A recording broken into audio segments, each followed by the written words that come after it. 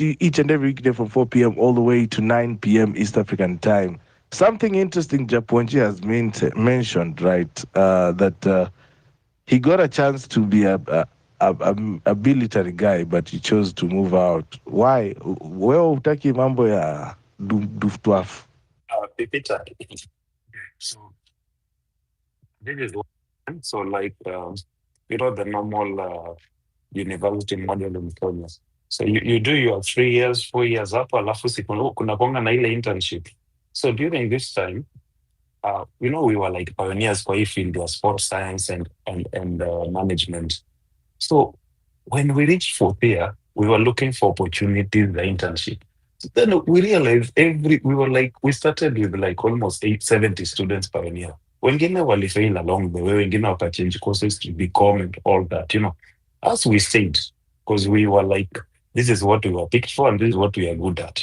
Na iko na sciences kadhaa hapo zenye tunaelewa. So we got kila mtu alipata like 5 opportunities za intern and these interns were paid for. Alafu one of our professors alikuwa like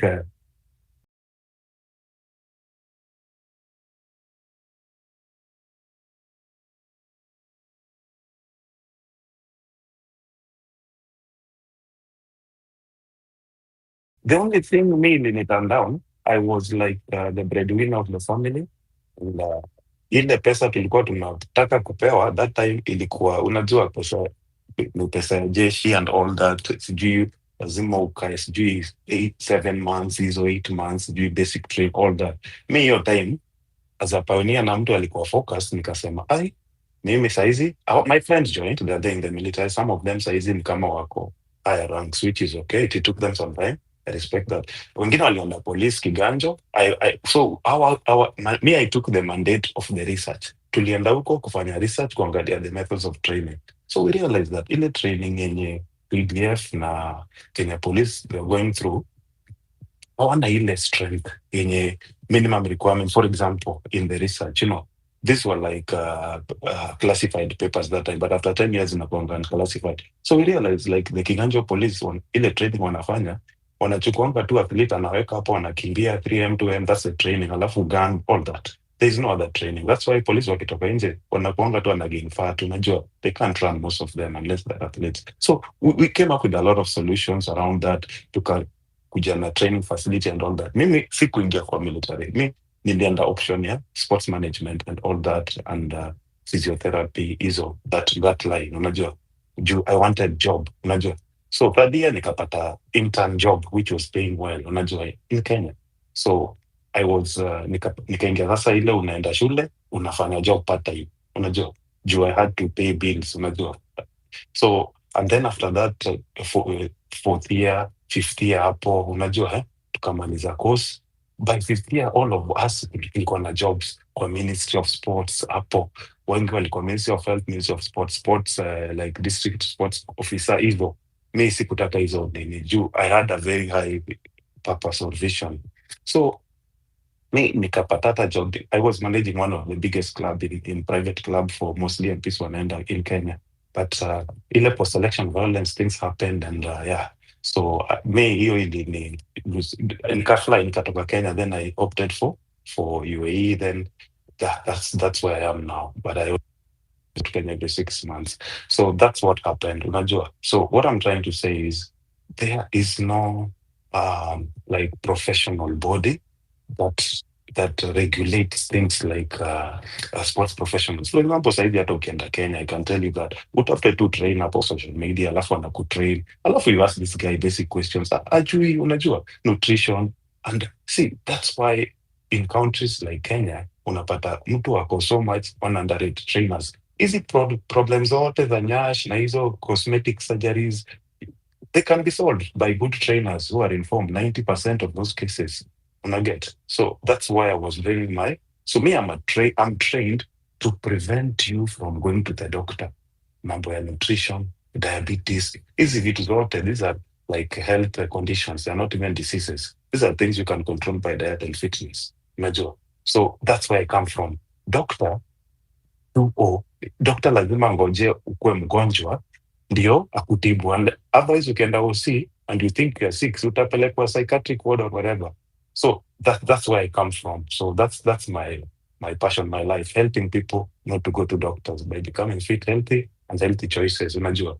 So me, I'm like anti-liposuction unless it's mandatory. Like umefika ile weight ya 250 kilos ama 180. But mtu wako 65, 70, wengine wanaenda liposuction wako like 90 kilos. This is just discipline, diet and eating well. Mtu anafanya liposuction after 4 months tena amegain weight, unajua. So that's where I come from, unajua. I wish there was a forum where we can talk about this only, unajua, because it's a very wide topic, very, very wide. Thanks, man. Thank you, Japonji, for also painting a picture of that, of that issue of lipo and all that. None of them share. He actually has the guts to delete my tweet and post his. Wow. My God. Watu wa aina gani hawa? Anyway, you're listening to Home Run UPP 22 minutes past the hour. Ismail Luta, mvua imepungua?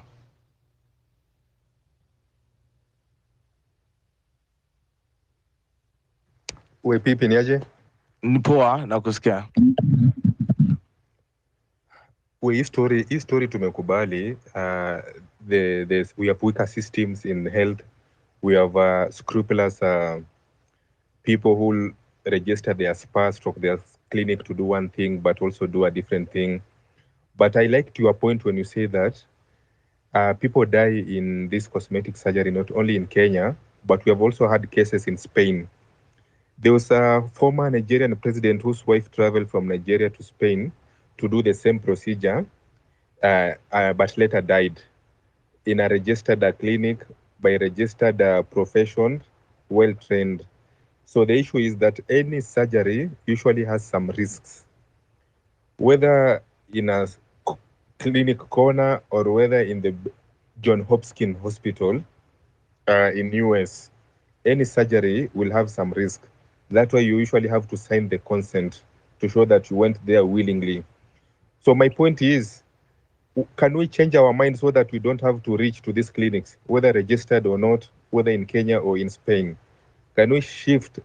Can we have a mind shift, a paradigm shift, the way we see our beauty, so that we don't even reach at the doors of those clinics, even if it's the best of the best plastic surgeons will be handling it. Why am I saying so? Let's just use the simple example ya kujitoboa masikio. You come in January unapata mrembo amejitoboa masikio mara moja, in February ametoboa mara mbili, by December unaona ametoboa mara 4. It's becoming addictive. Unazuba ameenda ametoboa mapua, ukizuba kidogo ametoboa kitovu, ukizuba tena ametoboa kwa juu hapo kwa karibu na clitoris. Sasa tu ni mrembo anajitoboa na hajatoboa maisha. So what's causing this mrembo to be putting holes in her body? It's something psychologically. Because kama ni beauty, ukitoboa mara moja masikio tunaelewa. You can have earrings and you'll be beautiful. But what necessitates you to have like 6 holes running along your ears? Mzee. Then to the nose, then to the tongue, then to the navel, kitovu. After your drama yote, then you put it to the clitoris. And pipi, if you have ever kissed a girl with mwenye amejitoboa, some even go to the lips. Mzee, jamaa ameka ring, manze amejitoboa kwa lips bana, ameka ring. Pipi, if you have ever kissed such a lady, it's painful, especially you haven't kissed for a long time, then you meet such a lady, then you kissed her. You can end up injuring your tongue, bwana, in some of these things.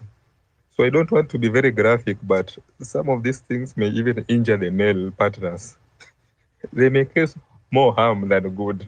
So what is the psychological issues underlying these things of chasing beauty?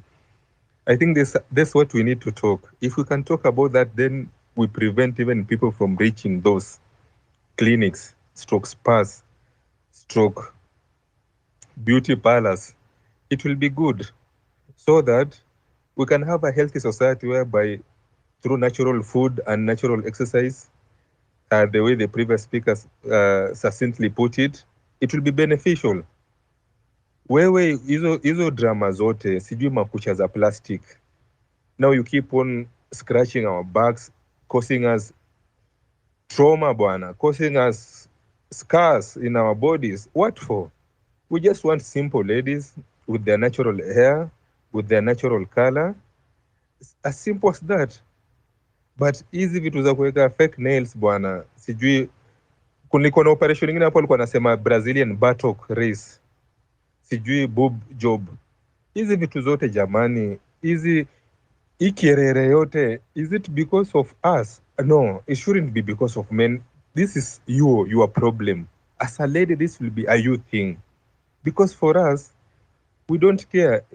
Kama hiyo matiti imelala na umenyonyesha watoto, we appreciate you the way you are. So hii mambo sijui ya Brazilian buttocks. So Brazilian buttocks, hata ukikuwa kwa nyumba, si hata utakuwa umesimama kila saa tunaona hiyo rasa. So you'll be seated down bwana. You know, hii mentality ya walevi, matako kubwa, hiyo ni mentality ya drunk people. Sisi we appreciate you the way you are, the way you are patient. Shida siku hizi ni every girl outside here, girls are becoming pretty and prettier, but they are becoming less patient, foolish, and difficult to live with. So why can't we also concentrate on the spiritual aspect? Yani ukiangalia picha za 2000, picha za 1980, 2010, ukompare na picha za 2024, the Kenyan lady is becoming prettier and prettier and prettier. So sahii yani ukitembea Nairobi, kila dem manze ameweza.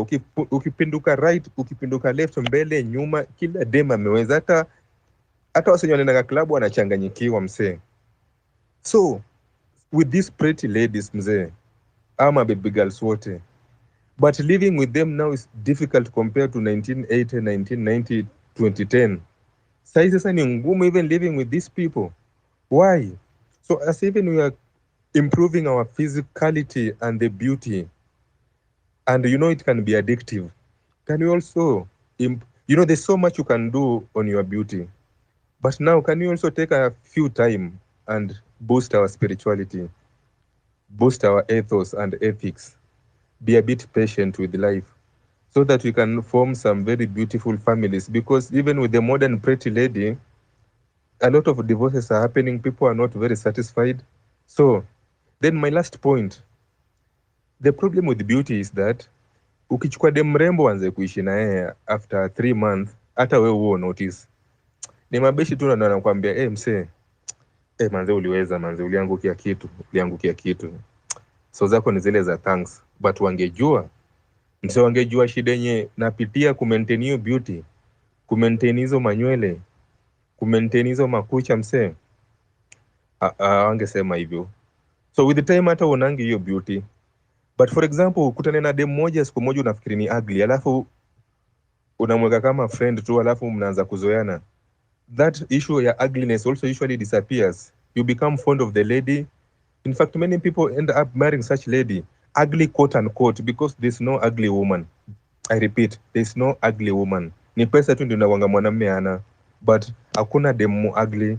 So this is relatively. Also, I have to put this disclaimer before niokotwe. So my issue here is there's a problem within that we need to solve, so that we can solve that issue problem without. That through achieving some internal peace, as a lady, as a man, we wouldn't need that externalities. The same with us men. We kill ourselves taking drugs so that we can elongate our sexual time. Any sex duration between 5 minutes to 15 minutes is within the physiological normal. I will repeat. Any sexual duration between 5 minutes to 15 minutes is within the normal physiological. So if you are sitting there 1 hour, digging and drilling, what is it that you are doing bwana? Who do you want to prove? Utakwambia nani we ni star? Ushaiona kuna trophy ya sawa kudinyana? Hakuna. So unataka kuprovia nani yani sasa ati wewe ndio bingwa your area? Mse, nobody cares. Give your 5 minutes honest work, give your 10 minutes honest work, give your 15 minutes honest work. Let's go and build the nation. We have Vision 2030 to do. We have Africa's Agenda 2063. We need to achieve these things. So these issues that the vagina is like a sea. You can't swim and cross it. Huwezi ogelea bahari Siku hizi ukamaliza. hauna nani kabisa. Utakufa mzee. Sasa unajua inabidi saa zingine uongee kwa lugha wa Kenya mzee. Sasa wacha tuongezeza kwa lugha ya Kiswahili sanifu. Mambo ya mapenzi ni kama bahari jamani. Hilo shimo ni kama bahari, hauwezi ogelea ukalivuka bahari ukafaulu. Utakufa hapo ndugu yangu. Sasa tuache kutumia madawa kama Viagra kuongeza uledi wetu. Tulieni jamani, vijana wazee watulie. Wengine wako na maradhi ya moyo maskini na bado wanameza hizi dawa zinaomaliza. Sasa tujiangalie ndani, kwa sababu saa zingine kuna hizi shida za nje, lakini ni kwa sababu kuna imbalance within. So if we sort this imbalance within, it can really help us have some settled life and have a balanced view about life. We have a lot of things to do rather than just sitting there pretty. A peacock, if a peacock is pretty, we appreciate it. But a human, one day you could be pretty, the other day you are not pretty. This aging process is occurring. So also let's agree with these things. Otherwise we'll just be fighting nature, fighting nature, fighting nature. Now, finally, for a man, when you are a youth, the penis is facing the heavens. When you proceed the 40 to 45, the penis is facing forward. Man, When you speak for proceed far, yourself. it will be... Speak for yourself.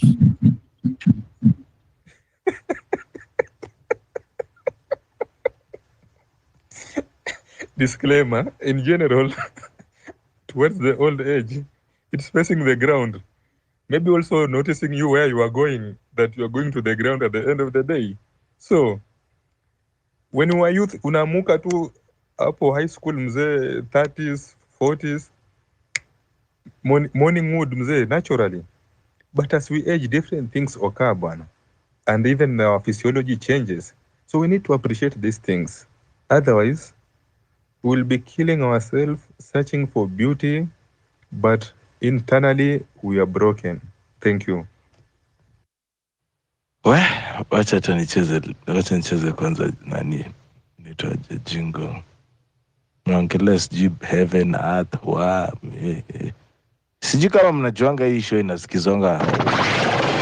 Social conversations, engaging topics on your phone anywhere. This is Home Run with Pippy. You guys have really taken a advantage of this week that I've lost my voice. Mmeamua kusema kila kitu kwa show because I cannot even make you stop. Thank you so much Japonji for tipping the show. Muhija, how are you doing? I'm doing fine, Pipi. How are you? Niko poa kabisa, nashukuru. Habari za huko hivi kwenu? Kunanyesha? Huku kwetu weather leo imekuwa gloomy kuanzia asubuhi. It's raining now. Heri nyinyi. Mimi nimefua alafu kukanyesha kidogo. Wanasema weather kama hiyo, you just know it portends something bad. It's gloomy the whole day. Hiyo joy sijui ya kuapisha Kindiki, there's nothing like that here. Hawakuleta watu wa kamera huko? I don't know. Sijaenda town leo, maybe kama walipoku, but siko sure. Though people walikuwa tu na nini zao, normal shugulis. I didn't see anything like people are happy or what. No. Okay, so talk to us. What are your thoughts on basically what is going on? Yeah. Today I've seen there are so many things, but I digress a bit, but still remain on the point. You know, Pipi, when you are a patient or when you are a practitioner, a doctor, kuna hii model walikuwa wanafunza nayo medicine ya kitambo, ilikuwa inaitwa the biomedical model. So you look at the symptoms when a patient comes to you na anasema I have a headache. So you know a headache, unampatia Panadol ama painkiller, then unamwambia ende nyumbani. Then another patient anakuambia my tummy is hurting, then unatafuta Actol or whatever, unampatia. Then another anakama anakuambia niko na pain ya kichwa or whatever, unampatia pain medication. ilikuja ikafika mahali ikaonekana that model is not working for patients, ndio sasa waka move to the patient centered model, ile unaangalia the underlying causes. Ukikuja uniambie kichwa inakuuma, na I have to investigate, nianze kujua kichwa inakuuma why. So I think problem ambayo tuko nayo Kenya, and I think the very first time I talked to you on this space, nilikuambia ishi ya mambo na reductionism ambayo tunapenda kuangalia symptoms, like things are complex, but you want to look at them from a simple perspective. And I think your problem ndio inatusumbua sana hapa Kenya sahi. Hatuangaliangi vitu from that complexity science, tunaziangalia from cause effect. For example, that what tuna clamor for change from 25th June. Umesikia watu wakifloat around issue ya mashinani, civic education mashinani. And I just tell you that thing is very wrong, kwa sababu we assume that because you have poor ama bad governance, ukienda mashinani na upatia watu civic education, 2027 kutakuwa na good governance. It doesn't work that way. Ama Gachagua ni mbaya, anaongelea mambo ya mrima and all those things, ako tribal, so solution ni kumtoa, lete Kindiki. Na nimeona watu wakiuliza, now will Kindiki coming in solve all the problems we have in Kenya? It won't solve. Why? Because tunapenda kuangalia things from the face value. We never take time kuangalia vitu from within, to interrogate systems. Kama sasa hata yule msichana wa Laipo huyu mwenye amekufa, tunasema daktari alikuwa quack. So I think we are going to run with that story kwamba daktari alikuwa quack, and then it ends. Nothing will happen. Maybe ataachishwa kazi then, but we will not dismantle those systems, bado zitakuwa tu. Then maybe in a few years ama in a few months kutakuwa na another case, same case. Then tutasema maybe something will happen, then we just move on like that. So I think people maandika hapa the Kenya I want a Kenya ambapo watu they think critically. Unaangalia issue, unaanza ku make connections. Like unakuwa seriously, unakaa chini, unaanza ku reason. Kama saa hii tunasikia msijua wanataka kuleta military bases. Unajua walianza kitambo hizi mambo. Wanauza airport, wameingilia food systems,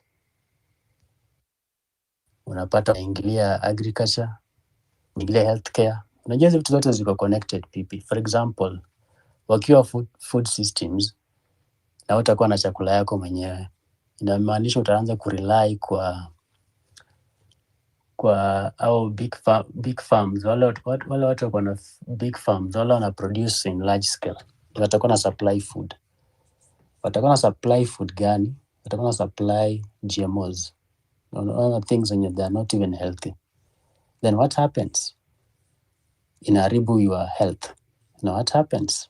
Kuna shift in a function? No, it doesn't function.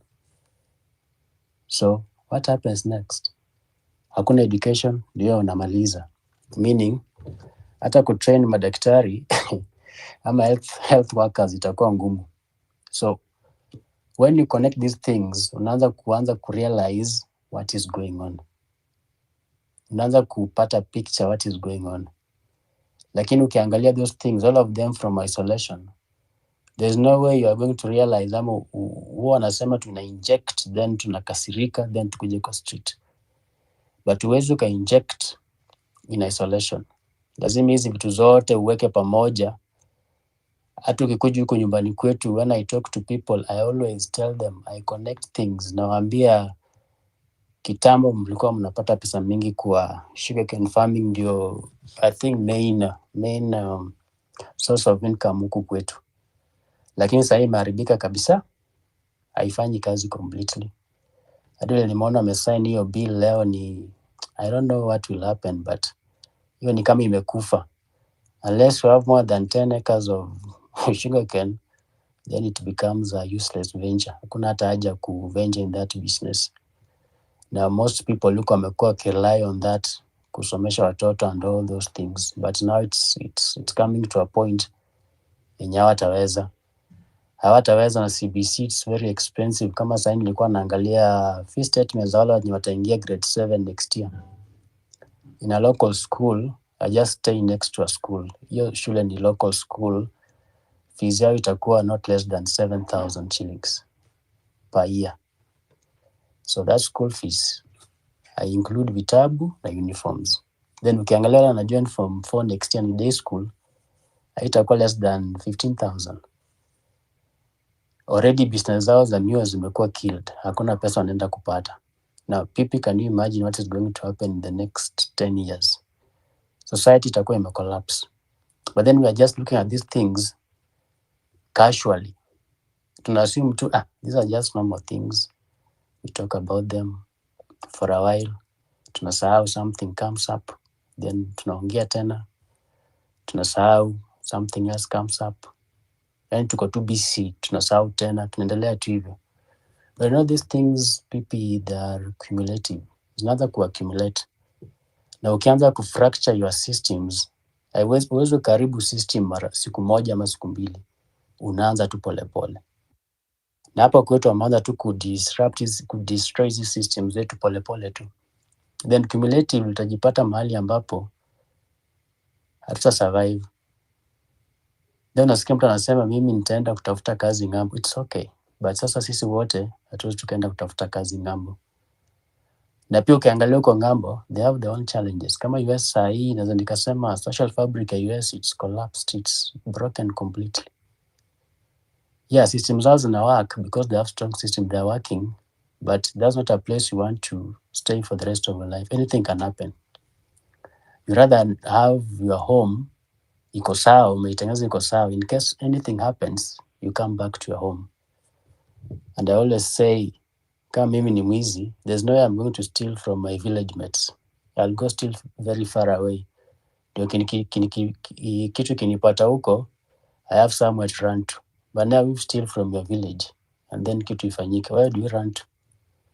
So we can run away from our country, but then siku moja kitaharibika. So where are we coming back to?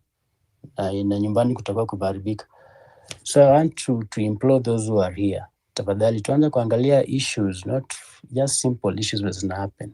Kitu kihappen, let us kuwa watu wale tunajaribu kuinterrogate hizi connections ziko wapi, kwa sababu economy ina connect na healthcare, ina connect na social systems, ina connect na so many things. Na break one of them, sini system, anything happens. Kama kwa mwili huwa anasema mkono ikiumia, you feel the entire body is suffering. So system economy ikiumia, everything else suffers. Healthcare ikiumia, everything else suffers. So I think the Kenya I want ni ile Kenya ambapo people wanaanza kumake connections, wanaanza kudraw connections, kwamba nikifanya hii kitu, niangalie implications za hii kitu zina affect aje the entire system, not just today, but even tomorrow and in the future.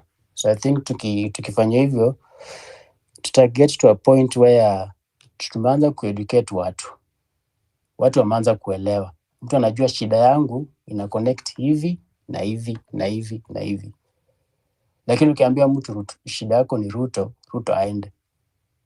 Na mtu anashangaa, Ruto hata maybe ananisaidianga na nini? So mtu atakwambia Ruto anisaidiangi, akue asikue sijali, kwa sababu hajaelewa kwamba zile policies ambazo Ruto anatengeneza na government yake zinamuaffect. So you have to explain to that person, aelewe kabisa, ajue how these things are connected.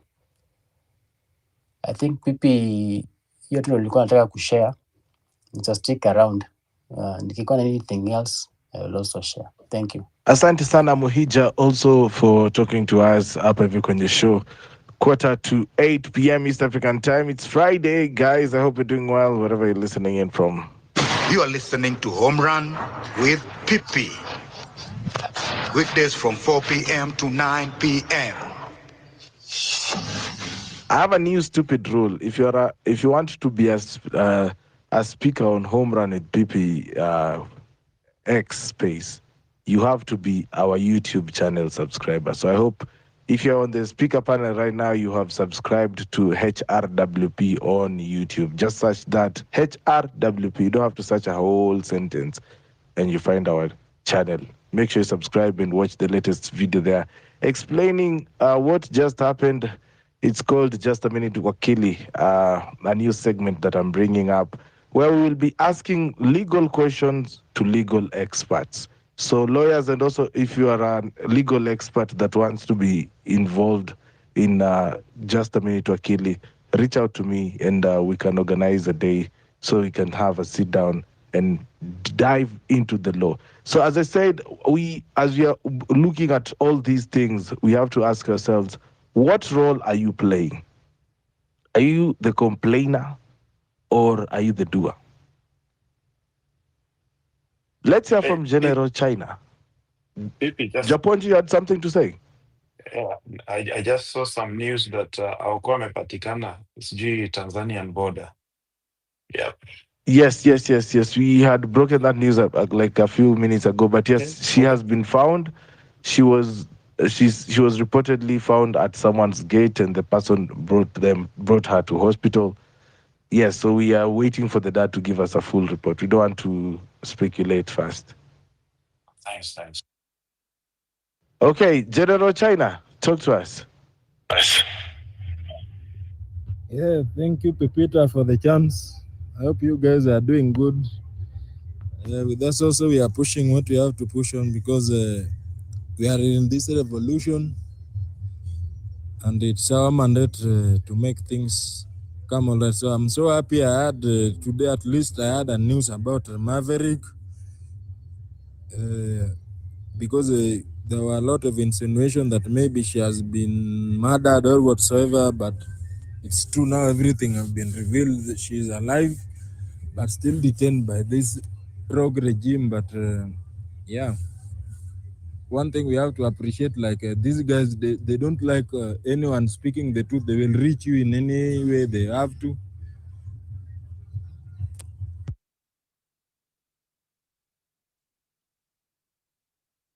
Your mic is muted, General China.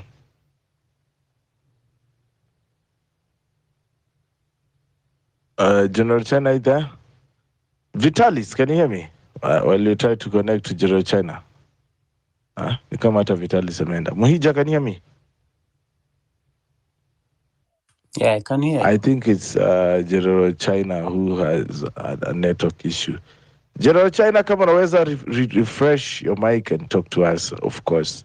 We'd like to hear your submission hapa hivi kwenye town hall meeting yetu hapa hivi ya leo. Shout out to everybody who's tuned in.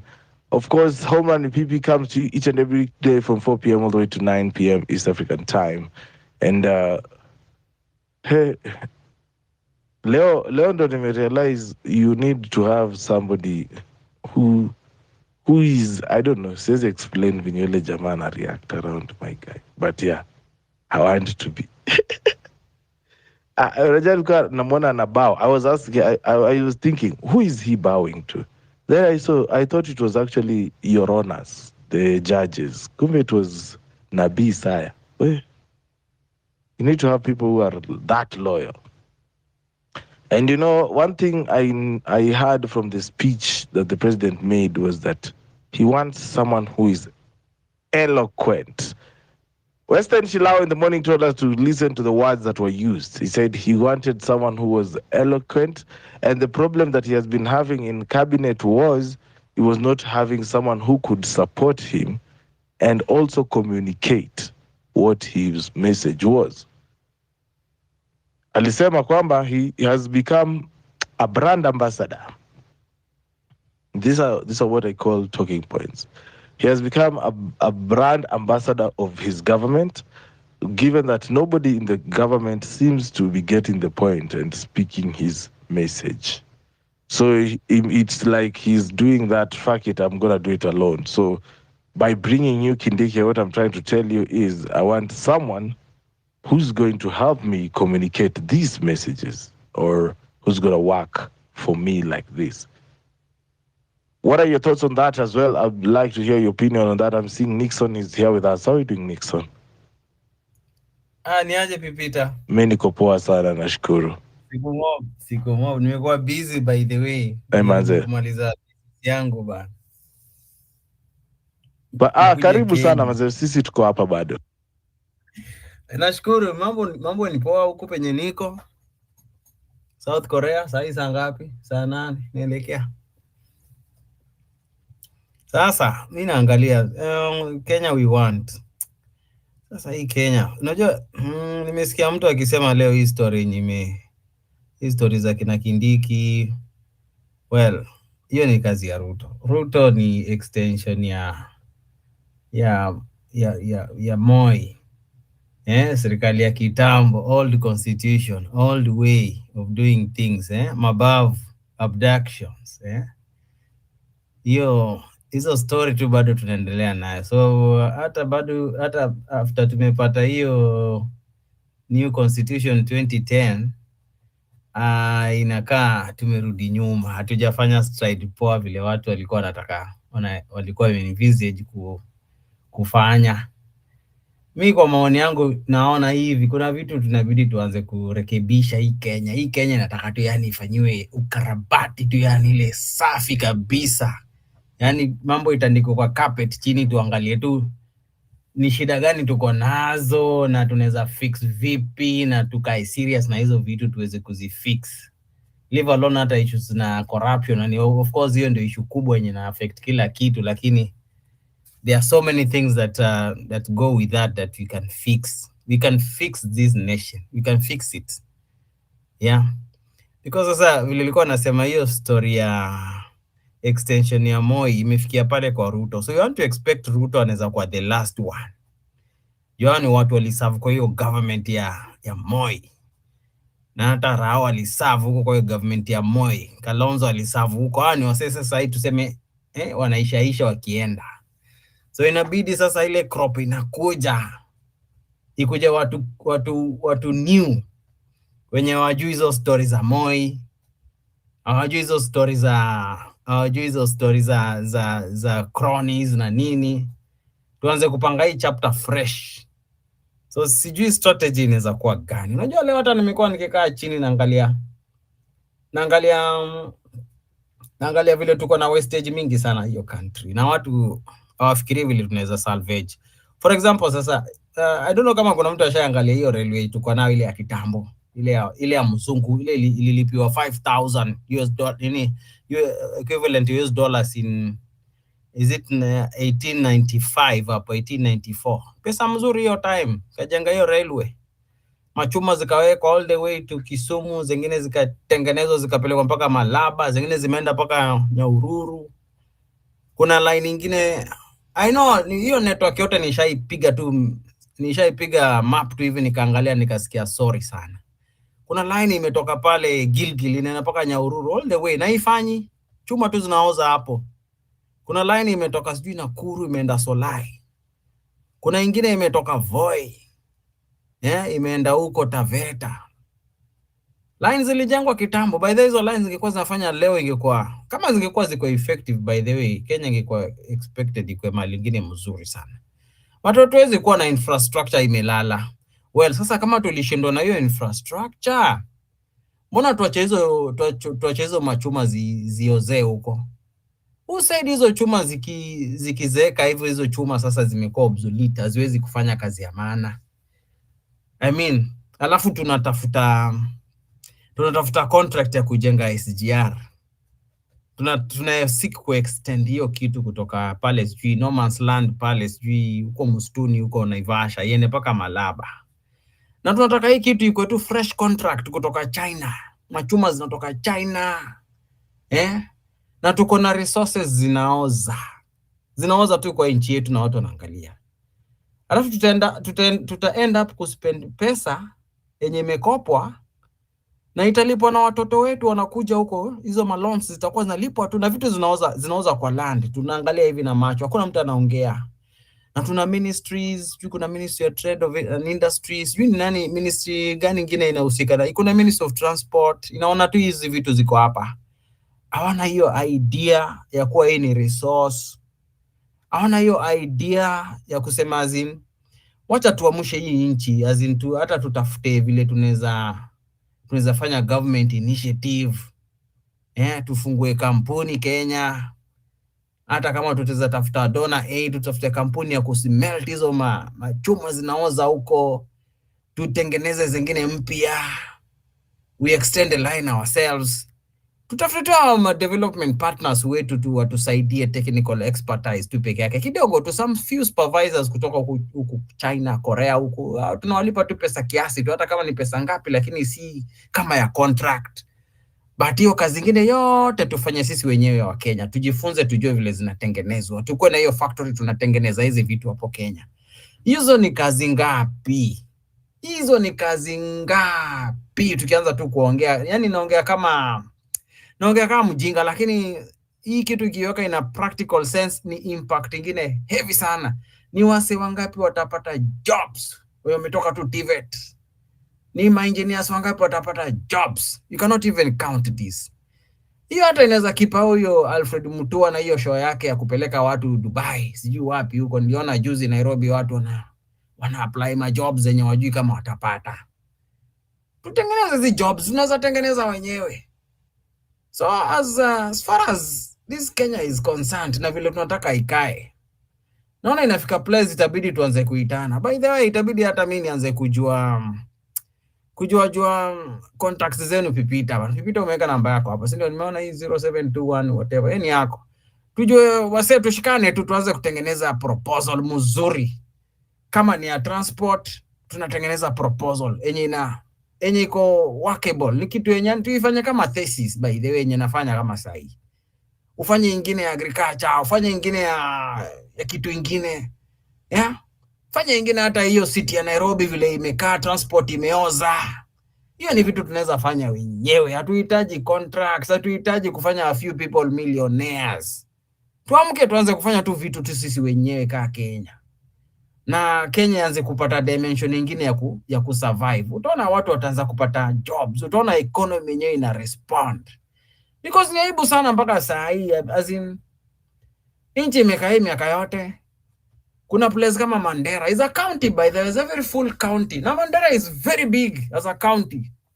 Hiyo barabara mpaka saa hiyo county ina barabara yenye ina connect Nairobi, yana barabara ya tarmac. Inangoja ile siku sijui kutafanyika miujiza gani. Kuna msee mwingine anakuambia, unajua huko ni dry area, is unproductive, so hatuwezi kujenga network ya barabara. Who said so?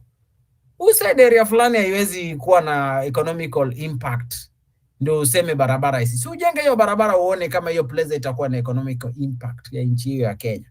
So that msee anaweza kaa, hata kama kwao ni huko Suba, anaweza decide hata ameshift, ameenda kuishi Mandera, kuna activity anafanya huko na ana account kama ni home kwao juu systems zina work.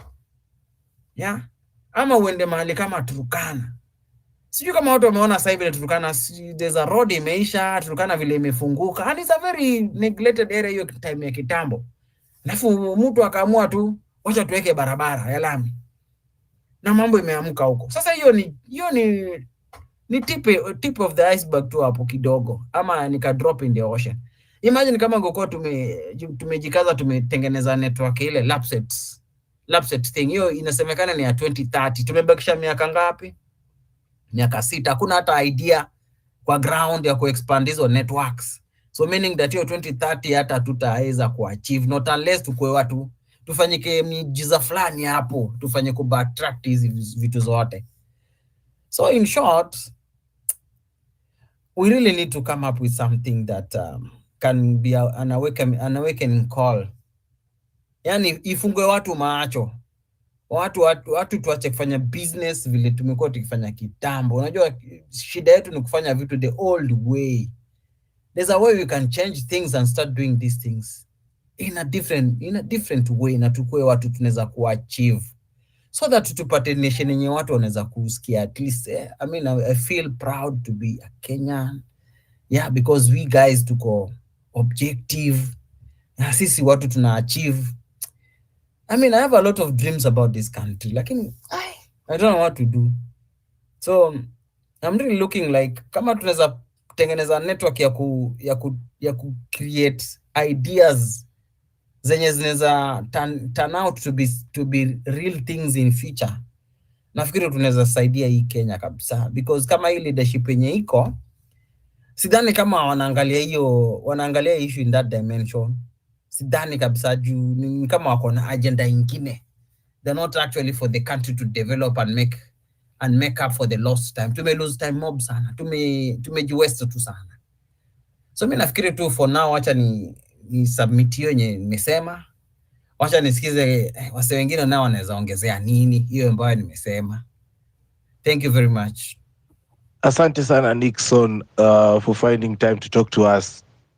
Mnasikia Homeland inasikizwa mpaka Korea. Nyinyi mnasikia hiyo ama mnataka kulenga? Korea inakuanga side gani? Okay, so China, Korea, good. So thank you so much, Nixon, for talking to us. Of course, this is part of also building networks and also making people get to understand the situation on the ground and the dream of the people who are also not in the country, and also the reason why they left. You see the way like Japonji shared his story of how he had to leave the country because he saw there was nothing for him that would instantly help him get to the next step. So thank you so much for sharing your story with us, Nixon, as well. I see we have new speakers as well. General China is back on the mic. We are at 3 minutes past 8 p.m. East African time. Let's go. 5,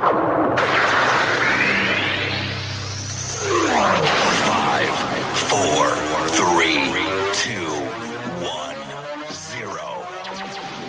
Welcome to Home Run with Pippi. You're listening to Home Run with PP, ladies and gentlemen. It's 3 minutes past 8 East African time. Home Run with PP comes to you each and every day from 4 p.m. all the way to 8 p.m. It has been quite a week, but I'm glad that we are here on Friday. We are on our final hour of the show, of course. If you have been with me the whole week, we have been here for 30 hours. 25 to 30 hours. Anyway, General China, you're back with us. Talk to us.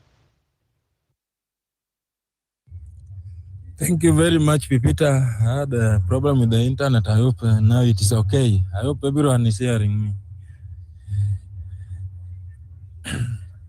Yes, so, okay. Just have a so I have a submission to make. Like, as a country, we need also to check on ourselves. Like, what's going on? Like,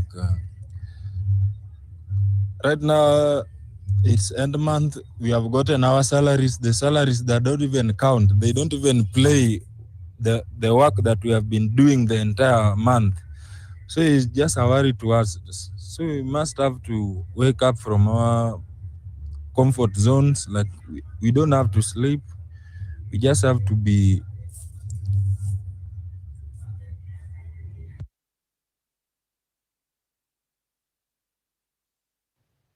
Why is it that your mic keeps on muting, General? Mm-hmm. Your mic keeps on muting. Anyway, General, work on your mic. Philip, habari yako?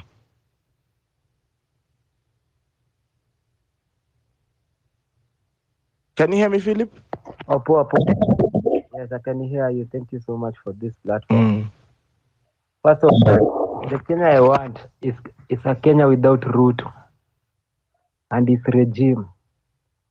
The MP, the judiciary, the executive, like, we can make something greater without a corrupt leader. No. Like every person there, like every time tunataka kumeka something good out of us, lazima, like, we cannot achieve anything. Mnaona the finance bill is back, abduction inaendelea, kids zinaendelea, kila siku tu ni bad news, mtu amepoteza life, like. So the best thing, if you want a good Kenya, if you want everything we assume, everything we fantasize about Kenya, we should get rid of these politicians. So the best way to get rid of them is through the street, manze. Let's go back to the street. Tufanye vile tulifanya siku ya parliament. Every Tuesday and Thursday, every public holiday iko tu ni protest and protest and protest and protest and protest and protest. One day one time hizi vitu zote zitakuwa achieved and and niko sure the next president of Kenya ata fumble, atakuwa the puppets of the West. That I'm very, very, very sure. Thank you so much for this platform. That is my submission. Thank you, Philip, for your submission. Having me said that, how are you doing? Hi, can you hear me? Because everybody has bad. Yes, I can. Thank you for having me. I haven't seen you in a long time. This is Irvin, Gen Z Kelesha. I want to answer the question that you've written, though. Is that all right? Sure, go ahead. Okay, to talk about the Kenya I want, yeah? I want a nation where power truly belongs to the people, as enshrined in our constitution. And when I say power belongs to the people, I mean ownership, real, tangible ownership of our vital resources. Now, imagine a Kenya where me and you, simple citizens, have a stake in, for example, our airport, where we can invest in our banking institutions, and where we take pride in being part of the ownership of even our electric power grid. And to me, this vision is not just a dream, it's a necessity. Because if our government is ever in need of cash, like it is right now, let it borrow from the people of Kenya. Let them float our key state-owned enterprises on the Kenya Stock Exchange, and because this is how we reclaim our power. It's about ensuring that we, the citizens, have the first claim to our nation's wealth before foreign investors like Adani benefit from our resources. Together, we can create opportunities for everyone so that anyone can say, I own a piece of my country. I would love to go to another country and say, I own a piece of my airport. I own a piece of my banks. I own a piece of my electric power grid. But it's also not just about economic ownership. It's also about our collective safety and well-being.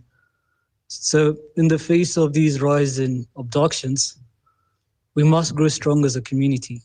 Now, if we support and follow one another, our voices will continue to be elevated. And by coming together, we create a safety net that can raise the alarm when any of our brothers or sisters go missing. So remember, guys, that in unity we find strength, and in strength we can demand justice and protection for every Kenyan. So let us foster a spirit of solidarity where we look out for each other and ensure that no one ever feels alone in their time of need.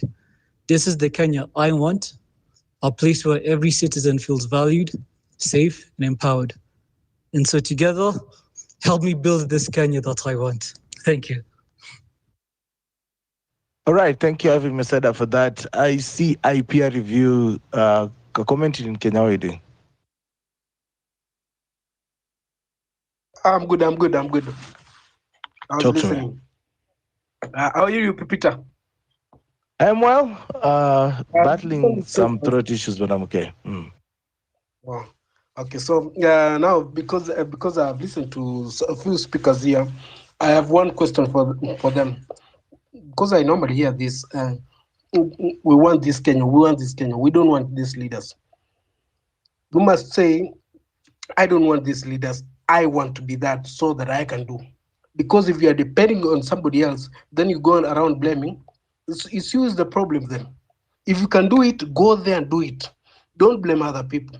And then there is another thing, you must know the rules of power. Why like today, why is Kindiki being sworn in? It's because of loyalty. And that's the rule of power. Because why do you think even in those developed countries, the presidents are protected? Everybody can have an issue with them. It might not be even when you retire. Whether PM in Japan was killed after retiring. So you must understand the rules of power. Why do people in power behave in a certain way? You might see it as counterintuitive, but it is there. It is for a reason. No, because I don't want to come here for any echo chamber every day. We need to remove Ruto. We need to put people who are clean there. We need, just know this: in every democratic country, there will be corruption, and it is the extent of corruption and how corrupt it is. Because, like in China, the kind of corruption is that the money remains there. They remains within the country. Even getting money out of China is very difficult. That's how it works. Even those investing in those countries, when they come with their technology, they must have like, for example, 50% ownership with the Chinese. So there is those things. But we as a country, we are in a very weak position in terms of negotiation. And we need foreign exchange, because somebody was saying that we can invest, we can let Kenyans invest in such things like bonds. Do you know why the interest rate is around 18-19%? In fact, a few weeks ago, Central Bank was summoning the CEOs of bank, asking them why have they not reduced the interest rate. So before we start blaming somebody else, take responsibility, because you as a person, Philip, has not put your name forward to be elected for that position. So don't blame other people, blame yourself first, because you didn't put it, because you could have done that good job that you're asking other people to do. Thank you. That's my submission for today, and have a good night, Pepita. Okay, have a good day. Hi, have a nice one. I peer review. I see Big Boss ako hapa. Ndugu yangu Big Boss, mambo vipi? Vipi hapa, kama unaishi tu Kenya na una akili timamu, sidhani kama unaweza jichanganya ukasema mambo poa, mambo mbaya sana. Na kama ilivyo kawaida, kwanza regesha shukrani kwa nafasi hii kwanza. Pili, wote ambao wanaenda kunisikiliza, kuna muda tuwe makini tujaribu kusikilizana kwa tunaongea nini. Kama Kiswahili kinakupiga chenga sana, sidhani kama kuna mtu atakuweko humu ambao Kiswahili kitakuwa kinampiga chenga. Tunaenda kwa mkumbo tu kwa ndio lugha ya taifa ambayo tunafaa tuelewane. Bibi yangu huwa ni mafupi na huwa na vigezo fulani hivyo huwa najaribu kuzingatia, alafu ni kama narudia ama naweza kuwa naulizia kitu ambacho nilisema.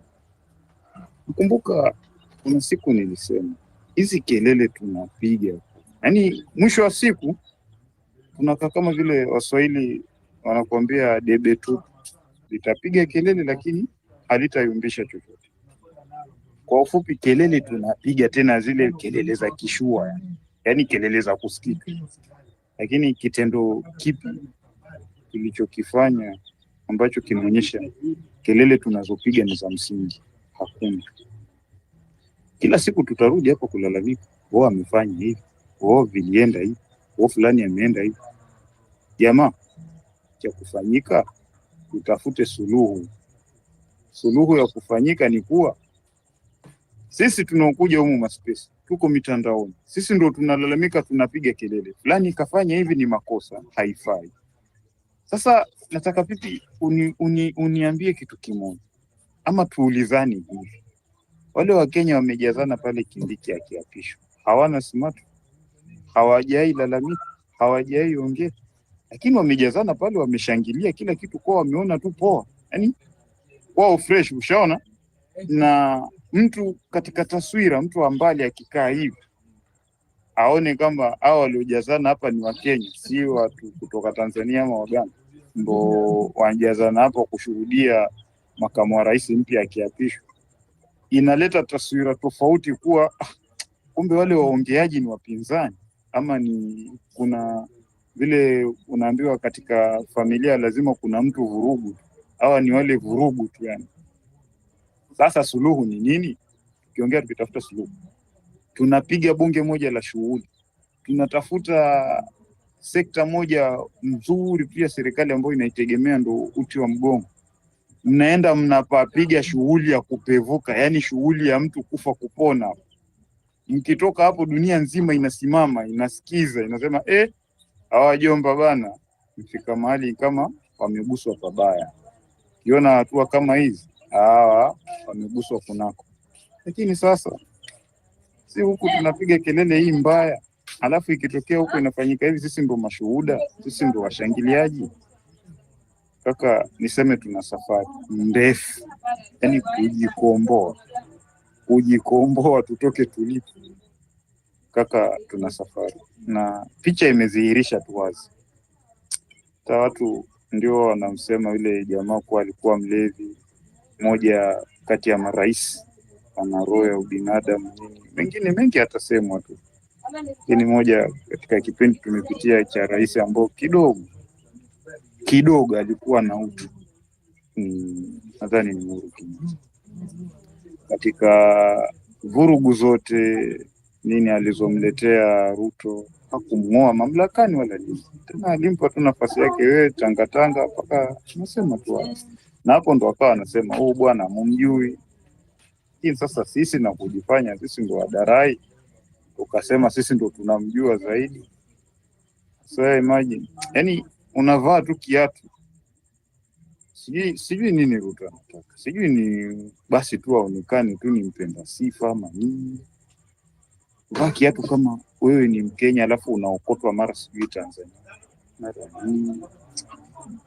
Hivi ni Ijumaa, mengine hata anaweza ukupanda kichwani ukashikwa na hiyo wazungu anahitaji depression.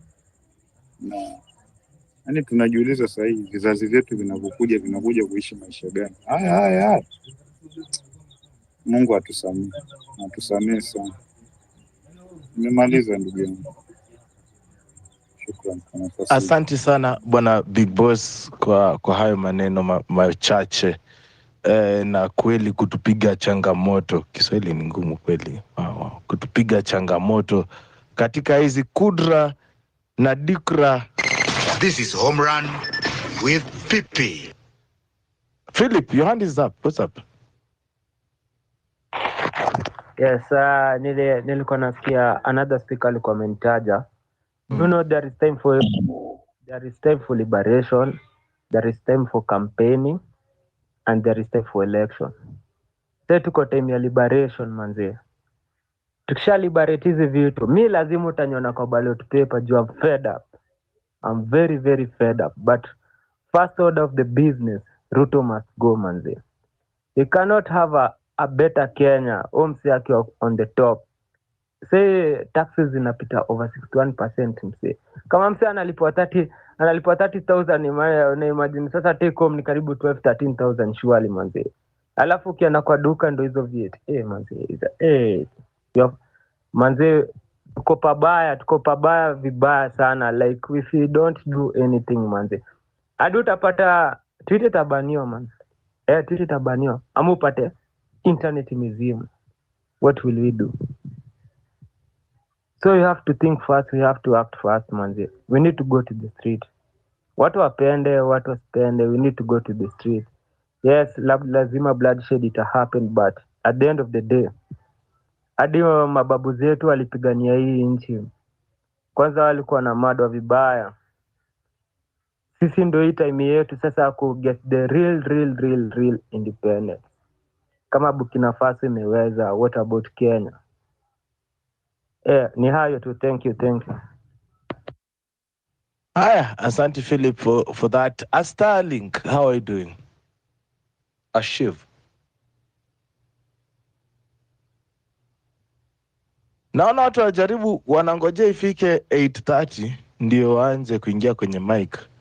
Ndio munifikishe saa 4 ya usiku. Si ndio hiyo plan yenu? Si ndio? Okay. Na waona sana. Ingieni saa hizi kabisa mapema before I stop taking. I see my guy Ashiv. How are you doing? Ashiv fixed.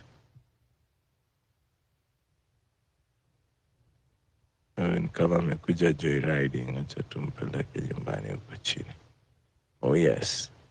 So yes, I'm trying to see if there's new comments on the comment section as well, so that I don't leave the commenters out. Africano say, please be part of this video and watch later. Everything happening will start making the underdevelopment of Africa. You gotta watch that one as well. I'd like to just remind you guys that our show is supported by you. If you like what I'm doing, there's a tip jar line 0721948229.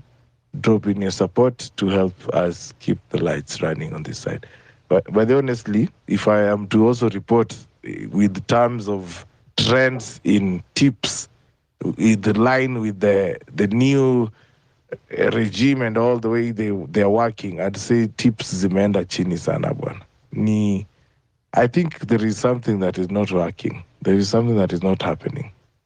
It's either watu wameendelea kusikia uzito mfukoni, sababu kuna mtu amesema unga hapo hivi 170 guy. Sasa tutaanza kukula nini? Mkate ndio hiyo 65. But hapa nje anasema maisha imekuwa poa, anataka kuchange Nairobi River. My friend commenting inaitwaje? IPR review thinks is just okay. How are you doing, Austo 254? Yaman pipi. Yes, jambo. Fiti sana mkwaje? Lama? Sasa pia mimi niko fiti. Fanya tu observation ya venye mambo imekuwa since all this shit began. So mimi naweza waambia hivi fellow Kenyans, manze, we are not yet angry enough. We are not yet angry enough. Kwa sababu the kind of theft that is happening right now and all this is happening out of the roof. Out of the roof. Juu ukiangalia hii story yote ya Dani, yes kuna kesi inaendelea but hawa tu washamaliza deal. Na kama kutakuwa na any repercussion ama wakitolewa, si ndo tutawalipa.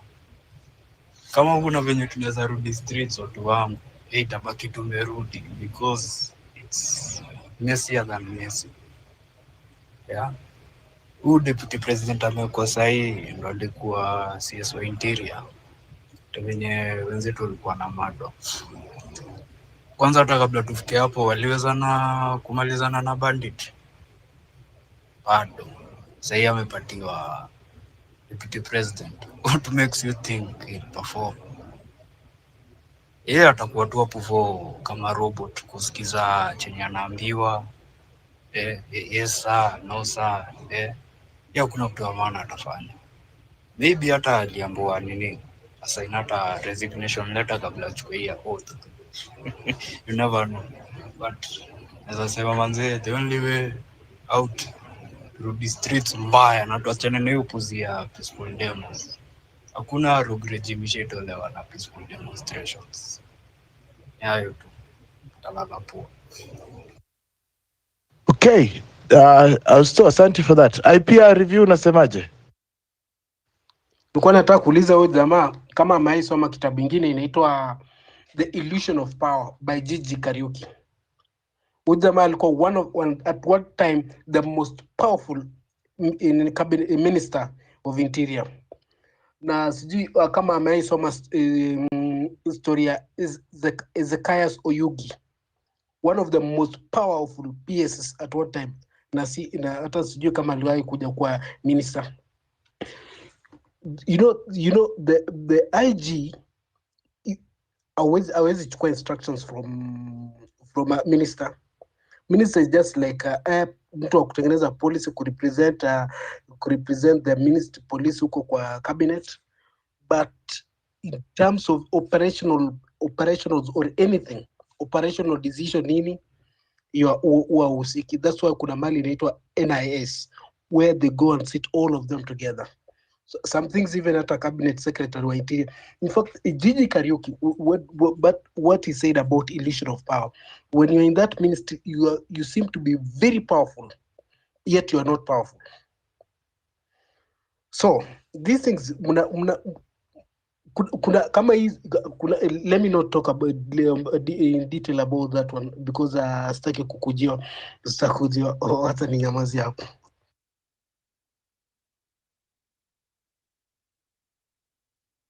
Sasa wewe jamani.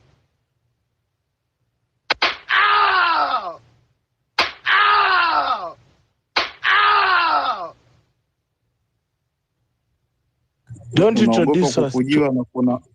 Unaogopa kukujiwa na kuna watoto wanakutegemea wewe ndio kichwa cha familia. The Hunter anasema, Beda Njamwara Naomba anasema kwamba Hezekia Oyugi was head of internal security for Republic of Kenya in 1990 when Foreign Minister Robert Oko was murdered. Both he and Energy Minister Nicholas Biwott were named as principal suspects in the, and that is, I'm glad that he's coming to the mic to tell us, in the crime by a British investigator during the commission of inquiry. Wacha tusikie kenye The Hunter atasema pale hivi. Ingeni kwa tip jar wangu, any amount to support this show will be amazing. Manze tumekuwa kama nani Pastor Kanyari. Yabaki kidogo nianze kuambia na uangalie neno ambayo imepita hapo juu. Namba ambayo tumefinyilia hapo mbele. The Hunter, are you there?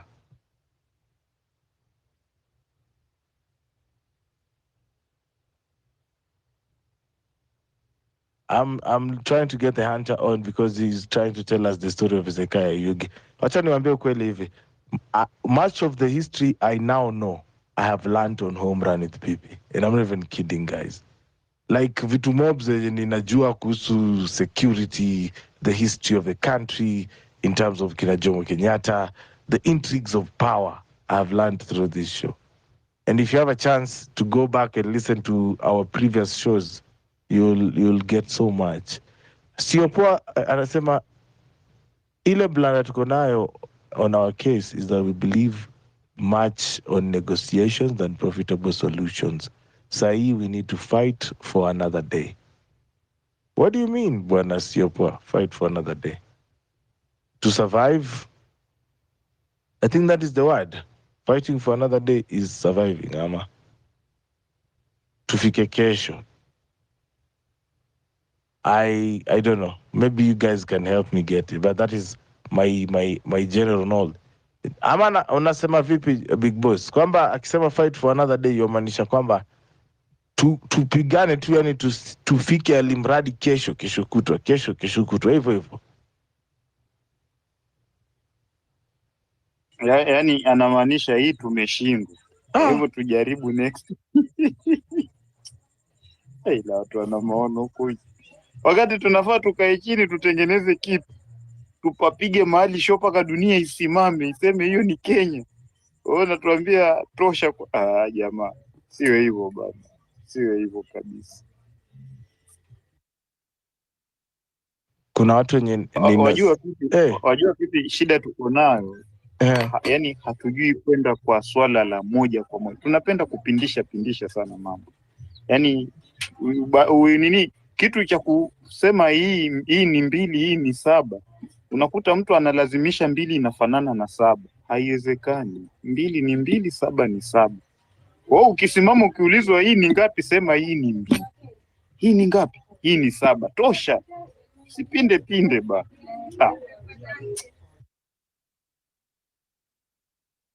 Mnasikia mambo yao wahenga Waswahili, saa zingine half of the things you don't even get what they are saying. But there's been a quite developments here kwenye nchi yetu.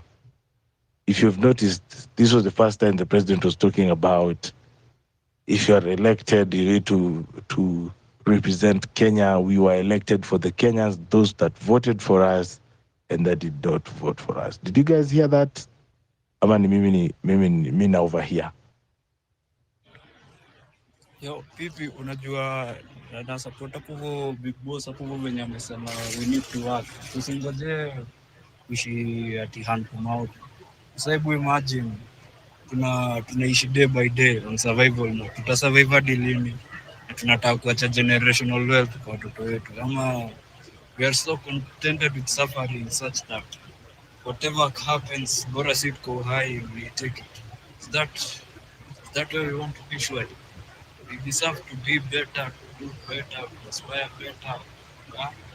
Yani ukuzia evictions za usiku ziishe, ukuzia hii masanse kwa watu iishe, ukuzia corruption iishe. But business is a trend nzuri bila excessive. I was told auskiki baba. Kama uko kwa headphones, get off the headphones. Ama talk to us in a quieter place. Nope. Ishatoa headphones, unanisikia?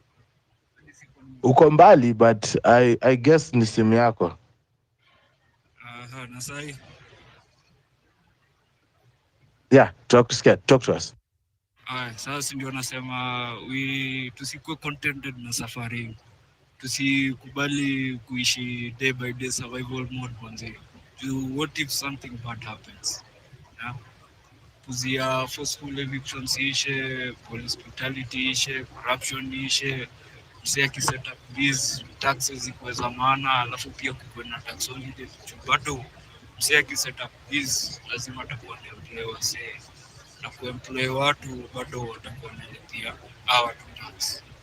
So upate hizo maholidays zinasaidia hii business grow, ndio ikianza kutaksiwa ikirudisha kuwa set up. Vitu kama hizo, yani tuko tuna progressive thinking na kuma reserve aruzitengenezwa places kama Nyandarua cabbages zinaozea kwa shamba juu barabara ni mbaya. Kwingine kwa tuko na maziwa inamwagika tu ni mbaya. 60 years after independence tuko na Ministry of Transport, lakini bado tuko na shida ya baru.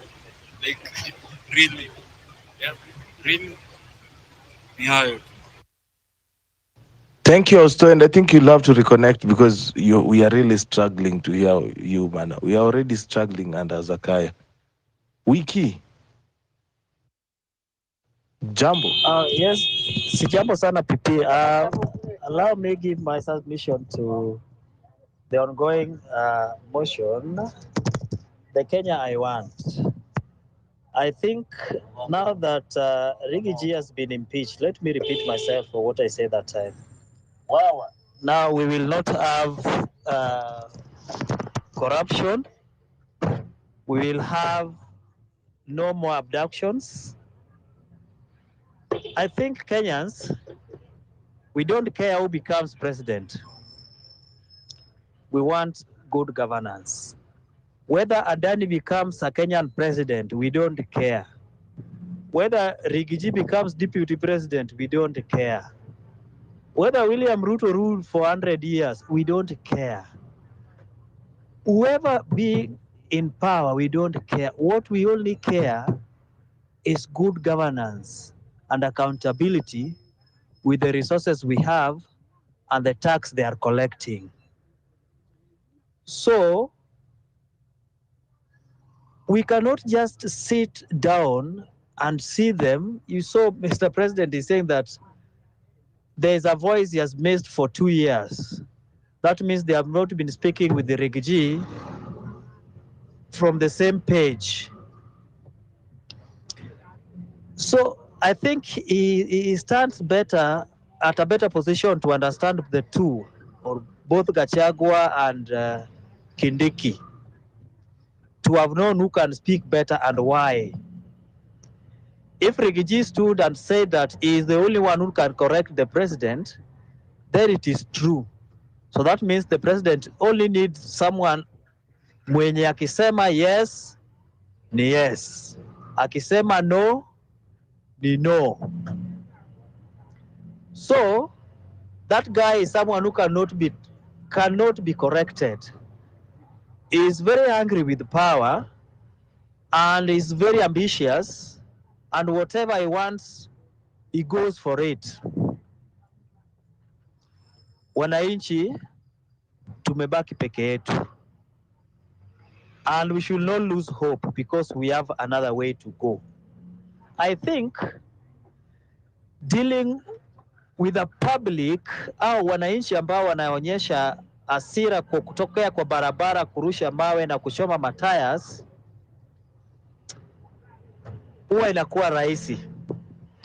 But mwananchi ambaye amekasirika na ametulia is very dangerous. Guys, we know the turning point and we know where we are waiting for these people. We have known, though we have to some extent during this case of Gachagua, we have learned more about the law and the constitution. And by the way, we have known that you can hire the lawyers and he can buy the judges, and it has worked. We were not happy with the Rigiji, but the supersonic speed they have used to do this impeachment, I think this is the same strategy they are supposed to use when they are dealing with the things which are concerning the public. Up to where we have reached, Kenyans, we have to wake up. Both parliaments have been tested with money and they have worked towards money. It depends with who is giving money. Highest bidder takes it, and he has done it. Judiciary can be compromised.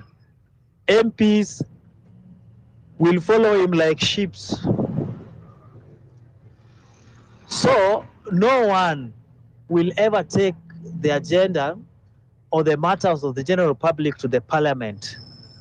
We have seen the finance bill is back because we have seen the Gazette notice today. It was published.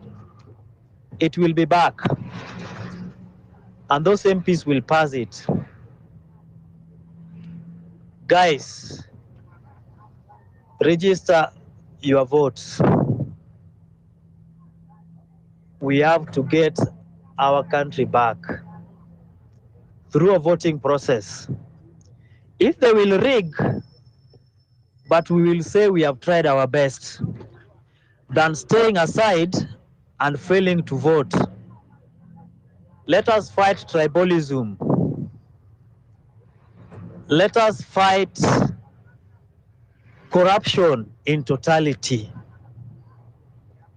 I just reviewed the taxation, the new taxation coming, where whatever I earn, 49% will be taken by the government. But the most pending part is you cannot ask how your tax has been used. That if you ask how your tax has been spent, you are named a criminal.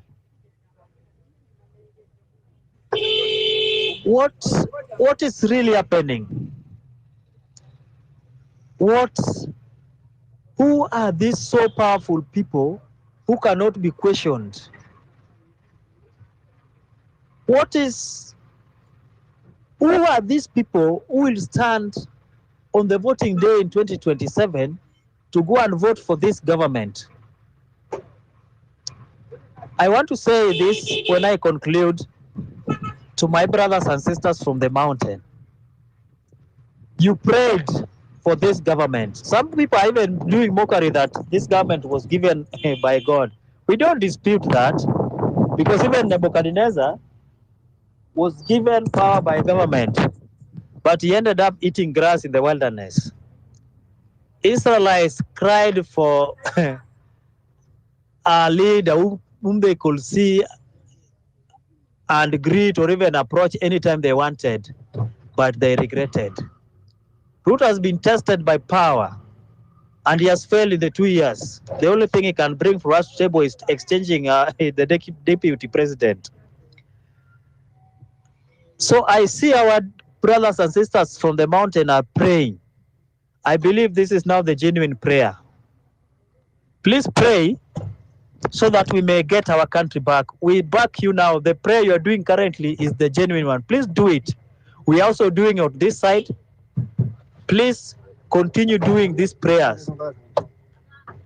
And if we migrate from our tribal lines, politicians will lose power. Please let us get united. Let us work together to eradicate all this problem we are going through. It is through voting, through public, through civic education, and we will make a change. Try even with 5 people. If you change, if you convert 3 people out of 5, that is a great achievement. I want to end it there, PP, because there are so many speakers I can see around. In my last remarks, after this submission, I will try to follow everyone from this wall. I request everyone to do the same. There was something happened with my X account. I lost followers. So I request everyone on this platform, please follow me. I'll also do the same. Immediately after this, I'll follow each one of you. So if I follow you, please follow back. Thank you and have a very good evening. Thank you so much, Yuki, for that as well, for your submission as well. I see we have new speakers, as you're saying. The Hunter, Calvin, Western Shilaho are here with us. Na niliwaambia watakuja 8:30 ndio show ifike saa 4 usiku. Si mseme tu kweli aje mnatakanga town hall iwe inaenda hadi saa 6 ama saa 5 ya usiku. Semeni tu. Okay, sitakubali kwa sababu mimi pia ni kama Ruto. I advise myself. So nitatenga muda kidogo. Calvin, how are you? I'm okay, my brother, but somehow I'm very disappointed somewhere because what I'm seeing in this country, I am really shocked, my brother. So let me just say some few words to this my motherland country. Number one, if you want to go somewhere, if you want to get something, you must join hands with the rest so that at least you can get whatever you want. Because what you now see is that it's our failures. We really fail as we fail. Because what depends on things we do. Gen Zs went on the demonstration to demand for justice. And instead of us demanding that justice, there's somewhere we mess. Conman enters in, they took everything. That is what still wonders me. Still wonders me even right now. Right now, this thing still wonders me. And it's the truth of the matter is this. If we don't work together, these people will interfere with the resources of this country. Because the people who can help us are now eating with conmen. So I wonder, where will we go? Mr. Wiki, you say something that we should we should register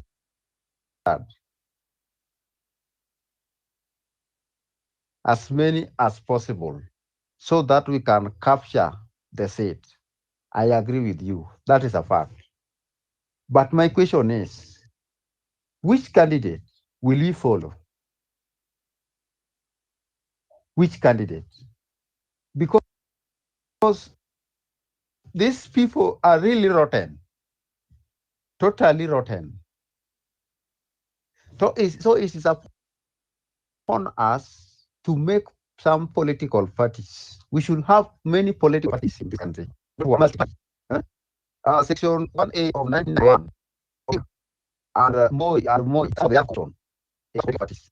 So even to us, we should reject those two parties to Gen Z's party so that at least we can go somewhere. Because when we be like this, if we just be like this, my friend, I'm telling you, nowhere we shall go. Nowhere we shall go. That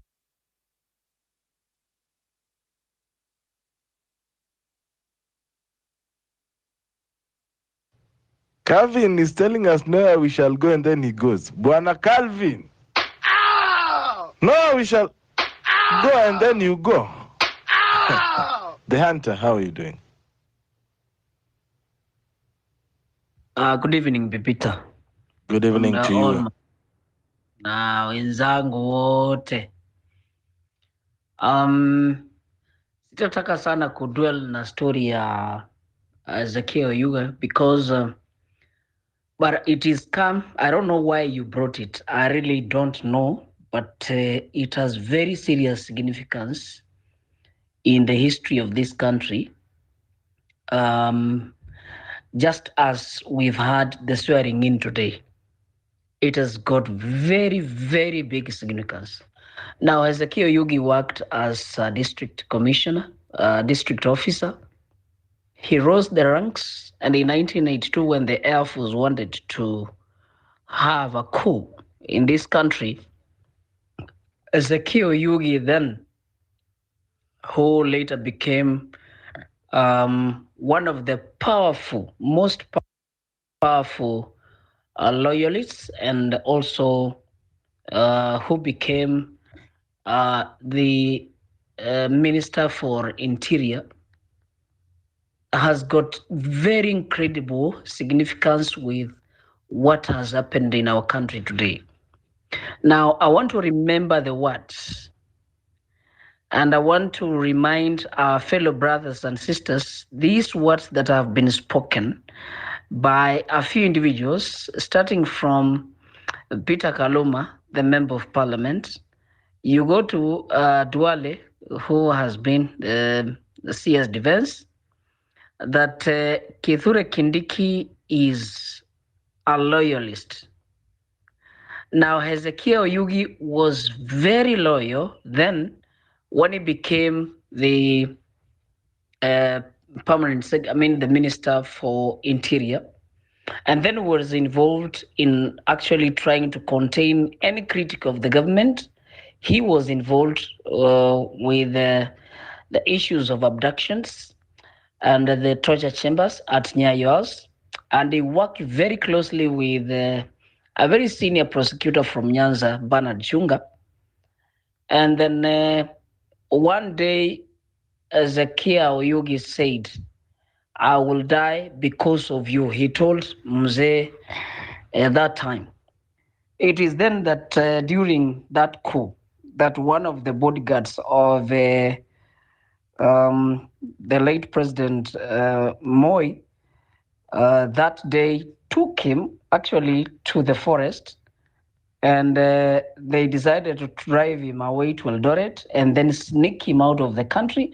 And when you get to know the fact that Ezekiel Oyugi then became later, after the coup, became a very powerful CS of Interior. You have seen the chronology of events which are happening in the country in respect to the CSs or the Ministers for Interior. It's very saddening. In the disappearance of the Minister for Foreign Affairs, then Robert Youko, Zakio Yugi was in one of the lodges, state lodges in Nyeri, and then he was monitoring the communications. Just exactly what is happening in our country today, that all those who critique Ruto, their Safaricom lines are monitored, and the moment you switch on like this, they locate you and you are abducted, you are normal. That is exactly what Hezekiah Oyugi did during the disappearance of Robert Oko and his death. He was also seen together in one of the post offices in Kisumu, because it is a long story that I want to cut short. Zakio Yui was seen there, and his responsibility, because he swore the allegiance to actually protect the government of the day, the government of Moi, from any person who criticized, any person who tried to push the government, Moi government, was actually written off because of issues of abduction and murder, secret murders, all that. Now, why you have brought this story of Ezekiel Oyugi, I really don't know. I really don't know. Because it is like a premonition that you've had. And when you look today, we have a deputy president who has been classified, categorized to be very loyal to the president, who is Ruto. who has appointed him. And he is, in his own words, he has said today that he will not take the position and the roles that he has been assigned as a simple matter in his life. And he has called it a very serious privilege that he has become somebody in the country.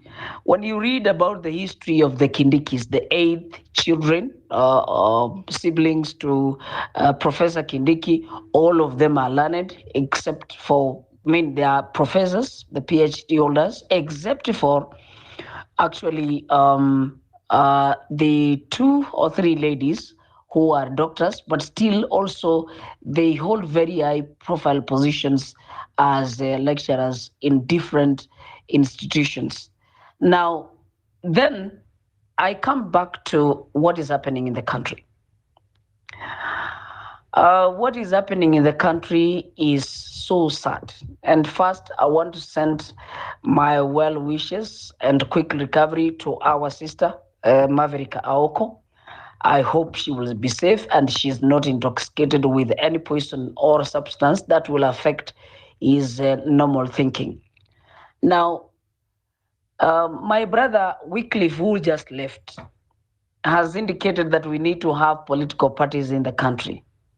I want to remind him, if he's back, that we have over 90 registered political parties. And number 2 today, Pipita and all my friends, I want to reiterate this statement that we are having a country that is run by an organization that was created in 1963 all towards 1978, but majorly in 1978 to 2002. That organization is an organization that has got the spirit of Moism. All these people that we have in the country, talk of Mother Karua, talk of Kalonzo Musyoka, talk of the Kindikis, talk of all these clouds. These people are the generation of Moi. They have grown in that government, they have worked in that government, they have known how the government works, and they know the system, the authoritarian dictatorship government, how it runs. And so that is why when the Gen Z went to the streets, they failed to understand and know that some of the individuals possibly they could have shared with them took this information and tried to influence the armed forces to come to the ground so that they can be able to contain actually almost a coup that was happening. And number 2, they failed to identify a leader. The biggest mistake is to say leaderless in any given front of war. When you want to take up the power that is supposed to be taken from a person who is a dictator, you need to have a serious person called a front runner leader who is to be installed in that position. Today, if I happen to go to State House and sit at the seat of the president, I will give instructions. And the most saddest thing we did was to have people within us who leaked our processes. And then what is the way forward? I want to say there is no rule of law in this country. There is no respect to our constitution. Why do I say this as I summarize to give in others to come in and share with us their sentiments? Is that when you look at the procedure and values of appointment of the president, election and appointment of the deputy president into office, the fact is that we thought the judiciary could be sober and independent to its dictates because it is an arm of government that is able to actually interpret the law and the constitution and help us in expediting the process of making a clear judgment in respect to the law. But sadly today, when you see the Chief Justice run away out of the country and leave the responsibilities to the deputy, who is not entitled to empanel a committee of judges to actually be able to administer a serious jurisdiction case of having or ousting the deputy president, then you will know we don't have the independence of the judiciary. Because then you saw today the Chief Justice walking along the pavilion to be part of the many congregants who were in the swearing in of an illegitimate deputy, illegal, unconstitutional deputy president. And so, why? Because in 2010, during the campaigns for yes and no, in readiness to approve and recommend the Constitution through a referendum, the person who is sitting in the throne today was the chief spokesperson of the opposition against this constitution, which has brought him to office today. Being the chief spokesperson of the opposition who opposed the constitution of the Republic of Kenya, which has brought at least some enormous milestones in our country, the very person has been quiet all through during he doesn't care about the finance bill, and that is why he pushed his members of parliament from his political party, and then he stood aside and they approved because they are the greatest beneficiaries from the tokens from State House. Number two, when we are talking about Adani, the very person who did not subject himself into supporting the Constitution of Kenya has been quiet all through until 2 weeks ago, when he comes back from I don't know where and says that Adani has good intentions for our country, whereas we know that Adani is a conglomerate of organizations and cartels from like that one in South Africa, which has come to cause more poverty by actually looting from all public covers. And that is why the Kenyan government, through the JKIA and the Kenya Airports Authority, signed a secret agreement without following the due process. So in summary, what I want to say is that, Pipita, today, as we speak, this person in office has been quiet during the process of impeachment of his deputy president because the deputy president was not loyal. He stood to the guns and told the Kenyans the truth that we didn't have the NIs to be able to give the right information to the president so as to solve the impasse on the contentious finance bill. When he said this, he became disloyal and the process of impeachment started then. And so, if we don't have the rule of law, there is no respect for the Constitution. The same president is quiet when Senator Cherargei Samson from Nandi County tables a motion to extend the term limits, and then finally you realize the president is not talking about anything, but the Secretary General Hassan came and called for the press, tells the whole world and the members of UDA, the ruling party in this country, that they are not party to the motion that has been brought by the senator for UDA from Nandi, but proceeds the following day. We are asked to do submissions of the memoranda, and all the Kenyans say we are not ready because the United States of America, got independence in 1870 something, and their constitution actually was promulgated, and they had a constitution in 1870, and the term limits were actually enacted in 1951 in the constitution. very many years, America, which has got 50 states with a population of close to around 308 something million members, have never decided to actually extend the term limit of all the elected leaders, and especially for the president who goes for 4 years. And you can see how democracy thrives in 4 years. But in our country, only 14 years, where the president rejected the same constitution, where the president is not ready today to actually call for a day and make the day, which is August 27, to celebrate the milestones of the constitution since 2010.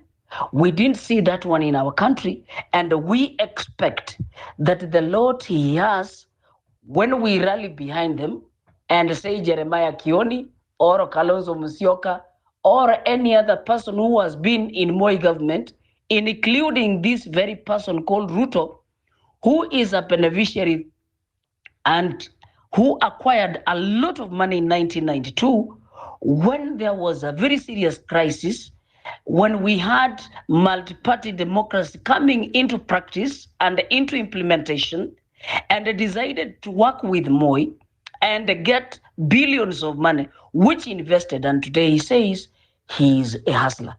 I want to rest my case and say, it is in order that we have a political party, but it is very much in order that we have a generation which is unemployed of a bracket from 20 years, from actually 18 years now to 2027, we have a population, a youth population of about 25 plus million Kenyans who are able to topple this government. And how? It is for us to make a structure. We know very well we have 41,000 polling centers in the country, and we are able to have all the youthful ages. We are supposed to identify who is this person who can transform.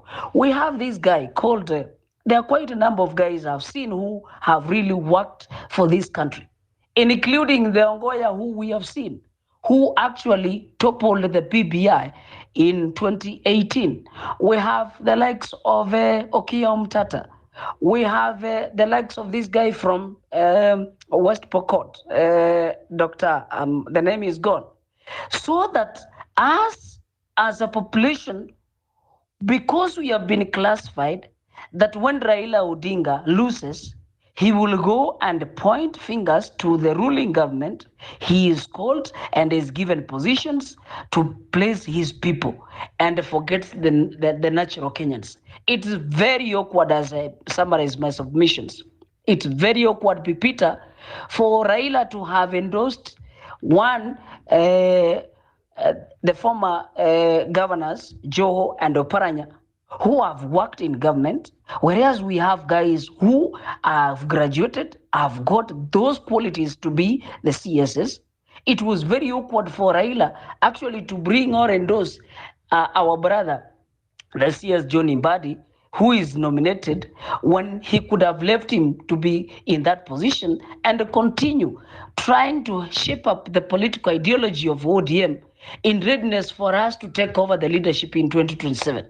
But unfortunately now, it is a government which is a coalition government, classified as broad-based, and seeing a person like our brother, my brother, good brother here, the member of parliament who was appointed as CS Energy.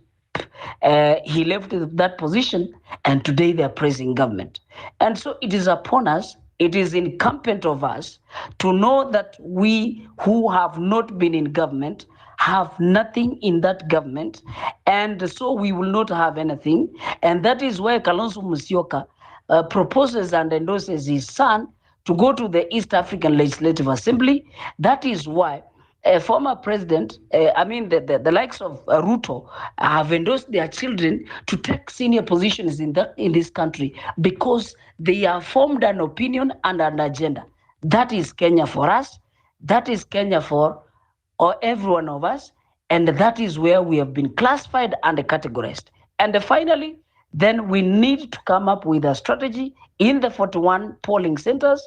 We need to rally ourselves, register very many voters, and make a decision to have at least 500 averagely of our generation, young generation, that translates to 20 million votes. And we be there to protect that vote. Because the reason I'm saying, if we cannot do that, we will not have a Kenya going forward. When Kithure Kindiki says he has been given an opportunity, has been given an opportunity to serve, it is a privilege and he will not let down. And you have seen him today giving a statement to the entire world. Hata nikasema akona kiherere sana. Amekuja leo amesema ati kila Mkenya sasa awajibike aanze kulipa ushuru. And that was the most demagogic, and that was the most backward, that was the most myopic, that was the most foolish thing I could have expected to listen from a person being sworn in today to say we start making arrangements to pay our KRA levies. I thank you for the time. Thank you so much, The Hunter, for that. Your submission gets us to 9 p.m. East African time. This is Home Run with PP. Yes, we come to you weekdays, and of course, sai nafaa kuwa natoka kwa ofisi bana, nianze weekend. I'm going to Kambani huko hivi, mnitume maembe. My friend is graduating, so I have to go and celebrate his wins. But yeah, you're listening to Home Run with PP. It will happen here each and every day from 4 p.m. all the way to 9 p.m. East African time. My name is MCP Peter. We are going to be meeting again next week. My YouTube channel is HRWP. I hope if you're here, you already subscribed to the channel. If you have not, the link is right there on top of the spaces. It's pinned, Just a Minute to Akili. If you listen to Just a Minute to Akili, it's our segment where we discuss law with law experts, that is lawyers. And if you're a lawyer who's looking to be on my show, you can always reach out to me and let's talk. And if you also have questions, which are legal questions, of course, you can send them to me and I'll make a point to find a lawyer to answer them. So that's that. But I'm seeing we still have Western Shilaho in the building. I'm going to let Western talk to us, and then we can call it a night if there is no more people ready to talk to us. And of course, there's a tip jar line for you to support the show if you like what you do. Western. Hi, Pepita. How are you? Greetings to your listenership. Pepita, I do get concerned about the comments we make about the judiciary and stuff like that. You see, the court process is a zero-sum process. It's a zero-sum process, and that's why they usually ask litigants in cases or matters that could be resolved outside of the court. Can you go at home and reflect whether you can sit and resolve this matter out of court? Well, if you sit outside of court and there's a mediator, then you'll strive for a win-win situation, a win-win. But when you go to court and the matter is placed before a judge or a bench, there's no win-win there. One will win, the other will lose. That's how it goes. And it is in bad faith to cast aspersions on a judge or the bench because you have lost. For no other reason other than you lost. Because both of you can't win. Both as in terms of parties, you can't win. And that doesn't say courts are not influenced by ulterior motives. it doesn't mean judges are above reproach. That's not what I mean. What I'm saying is that if you go to a court of law to seek justice, how does justice look like? Justice does not mean that they will rule in your favor. That's not what justice looks like. Justice means that the process will be above board. That's what it means. So that even when it's ruled against you, you can vouch for the process. It was above board. And I'm afraid we don't focus on that. We go personal. They're called ad hominem accusations. Who is married to who did what, who took tea with who went to school with who, like those kind of things. Well, you can only raise such issues if the judges you have came from Vanuatu, a different country, or Sierra Leone. You hired judges from Sierra Leone, so you're asking, now come on, how come you went to school with this person? But even a judge from Sierra Leone is likely to have gone to school with a judge from Kenya. So these questions, some of the issues that were being raised in court the other day, they're bizarre. They're very bizarre. Who attended whose wedding? Like really? People do meet in social places. And it doesn't mean those interactions influence their professional life. You have to demonstrate that because you saw this person in somebody else's wedding, that influenced their judgment or ruling. Subsequently, you can demonstrate that. But if you can't, it's a campaign of malice and prejudice and calumny. And therefore, it works against the society when you disparage courts for no reason other than political reasons. It disparages the courts and the judiciary. That's what it does. So I'm not saying that these judges who ruled the 3-judge bench is above reproach. What I'm saying that it is in bad taste to launch a campaign of vilification simply because they ruled in one or the other, simply because they ruled against somebody you thought deserved, to win a case, when in actual sense they are convinced there was no basis to rule in favor of that person. So, Peter, I think that we should bear that in mind, that it's not the done thing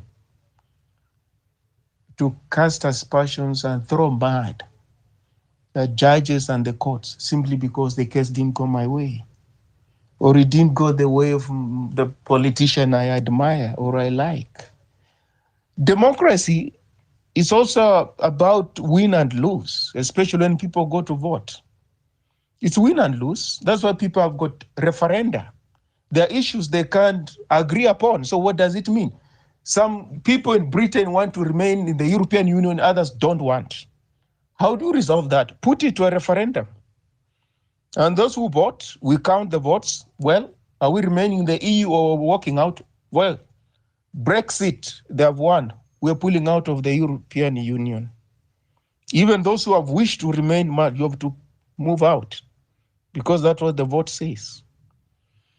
You vote for a president, you have got your candidate, the other person has got their candidate. At the end of the day, one candidate wins. That is it. You rally behind the candidate who has won, like in Botswana. For those who are following news across the continent, they held elections yesterday or the other day. The ruling party that has been in power for 58 years has lost to a coalition of opposition parties. What did the immediate president do? Immediately held a press conference when there were signs that he stood no chance. His party stood no chance. He had a press conference, conceded defeat, and instructed his supporters to rally behind the new government in the arduous task of nation building. Nothing like we're going to the courts, nothing like what mediators are going to State House to persuade him. No, the country is bigger. In Kenya, there comes a time, you hear, no, it's not that there comes a time when the country must always be bigger than everybody. It's not this. Professor George Saitoti is always quoted, and I find it bizarre. There's no such a thing that there comes a time when the country is bigger. The country must always be bigger than everybody else in that country, including the president. So your parochial, short-term, narrow interests should never supersede the interests of the country. You've lost elections, you concede defeat. Let the people rally behind the new government. Let them give the new government a chance. You were given a chance. Well, you've been audited through elections. You've been found wanting. You gracefully go home. That's democracy. But in our other jurisdictions, such as ours in Kenya, well, we'll be looking at the opposition candidate or whoever's lost. Some people will be telling not to concede defeat. Some people will be telling to go to court. It can't be. It can't. To participate in an electoral contest without the option of losing is undemocratic. It's undemocratic. How do you know that you'll win if you haven't rigged the elections? You can't be so sure. Even in the US, Trump is not so sure. Kamala Harris is not so sure. It's until people go cast their ballots and the votes are counted, is when they will know, and the rest of the world, who will have won. But which kind of democracy is this where you participate in elections with just the option of winning? You just want to win. There are no two, just one option, to win. That's not democracy. So it's the same thing. If you file a case before a court of law, unless you bribe the judge, it could go against you. You can appeal if you have got grounds to appeal, but you cannot launch a campaign of calumny against judicial officers. You even bring in their spouses and those kind of things. It's some low-key kind of way of doing stuff. It's low-key. And I don't think that is reminiscent of, a civilized society. Civilized society, we differ, but we differ civilly. We differ civilly. We don't lose one another's respect because we have taken different divergent political choices. We don't insult one another. We shouldn't. In a civilized society, live and let live. You are the candidate. I had my candidate. Your candidate prevailed. My candidate prevailed. We shake hands. We continue with the arduous task of building the nation. That's what it is. So Kithure Kindiki is a Kenyan. I don't see why I should froth on the sides of them. He's a Kenyan. He's a Kenyan. It's not like they have hired somebody from I don't know where. He's a Kenyan. He's not from outer space. He's a Kenyan. And there are no positions that are set aside for any particular individual. There are no such a thing.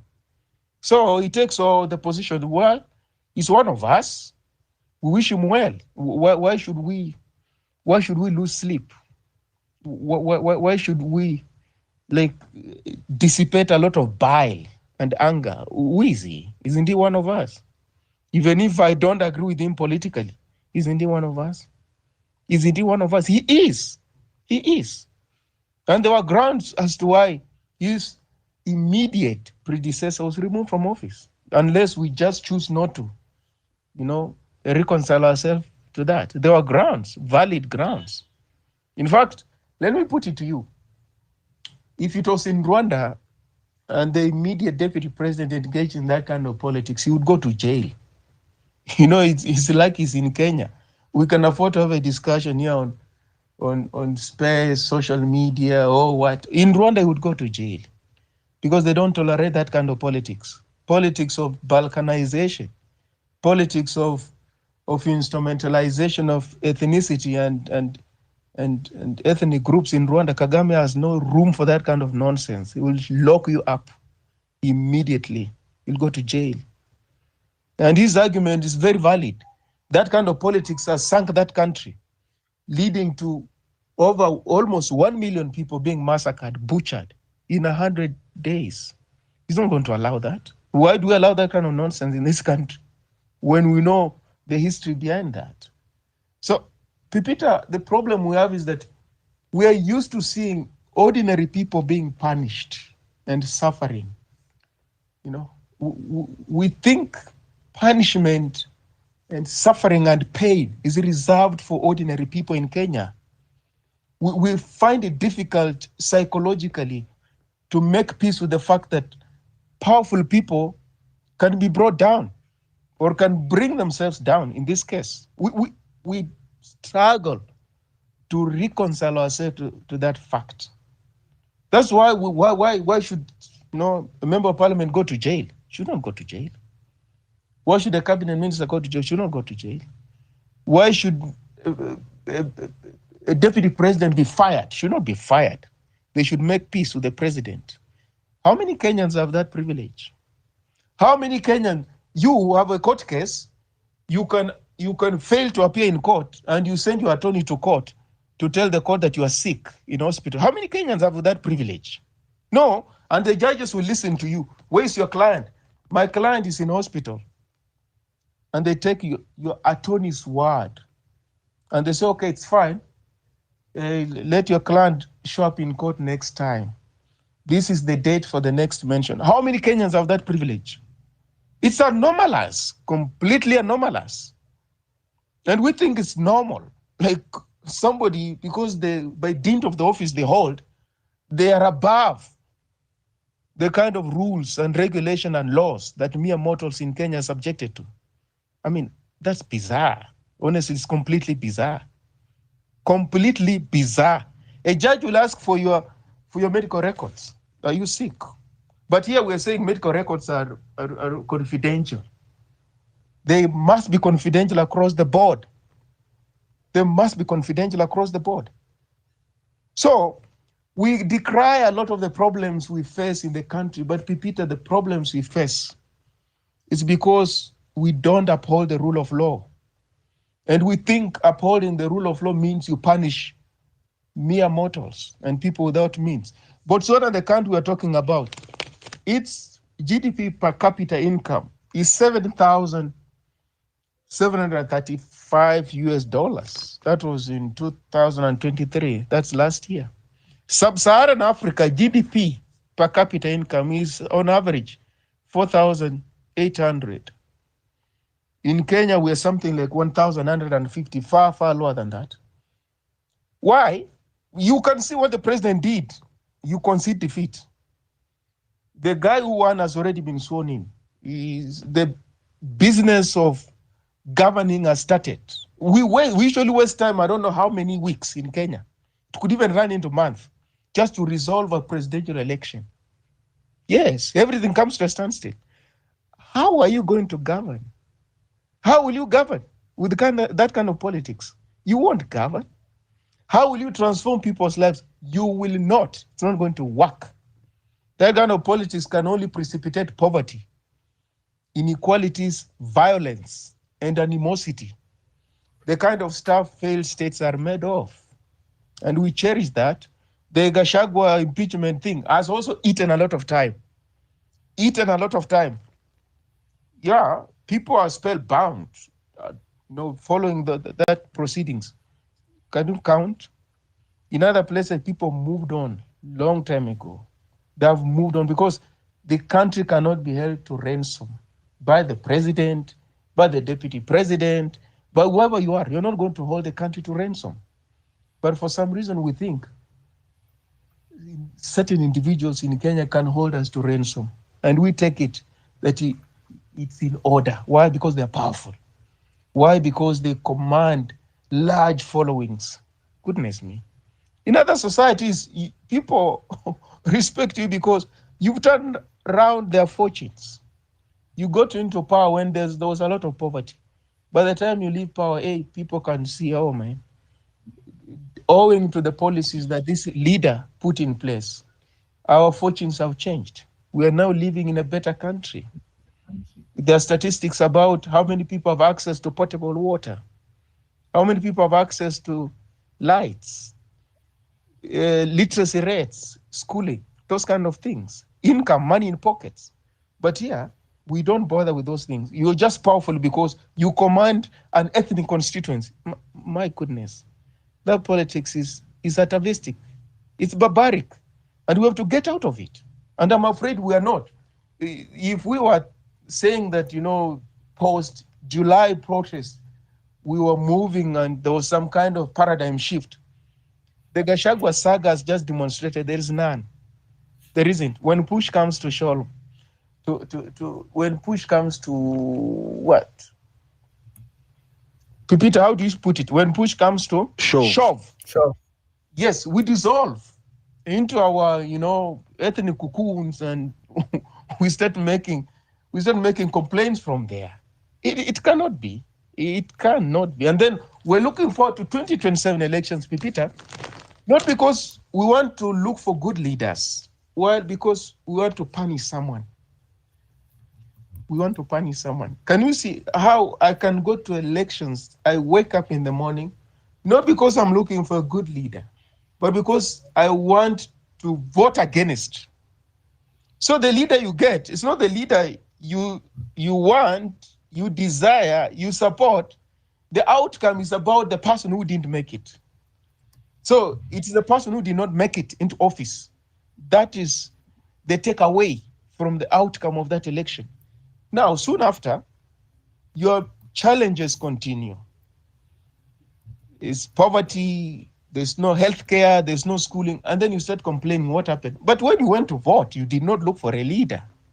You looked for somebody you can vote for so as you punish the other person. So in essence, you vote against your interests. Unwittingly, you defeat yourself. There cannot be a more profound defeat than when you defeat yourself. You have completely defeated yourself. Based on the choices you have made, the decisions you have made, you've completely obliterated yourself. That kind of defeat, you can't recover from it. You can't. And that's what we usually do during elections. And I'm afraid we're also waiting to do the same thing come 2027. So what kind of a country will we build out of that? What is it? It can't be. It will not be a country that will work for all of us. Will not be a country that we can bequeath posterity, because we borrowed from the generations to come, this country. So it won't be. So this thing about mountain people are praying, what have you, the problems that are bedeviling this country cannot be reduced to ethnic considerations. They can't. Every other Kenyan desires a good life. Desires a good life. There's no Kenyan who wants to die young. There's no Kenyan who wants to have kids who have not gone to school. There's no Kenyan who wants to struggle. How am I going to put food on my table? There's no Kenyan who does not want good roads. There isn't. There's no Kenyan who doesn't want money in their pocket. So how do you reduce the problems that are bedeviling the society to ethnicity?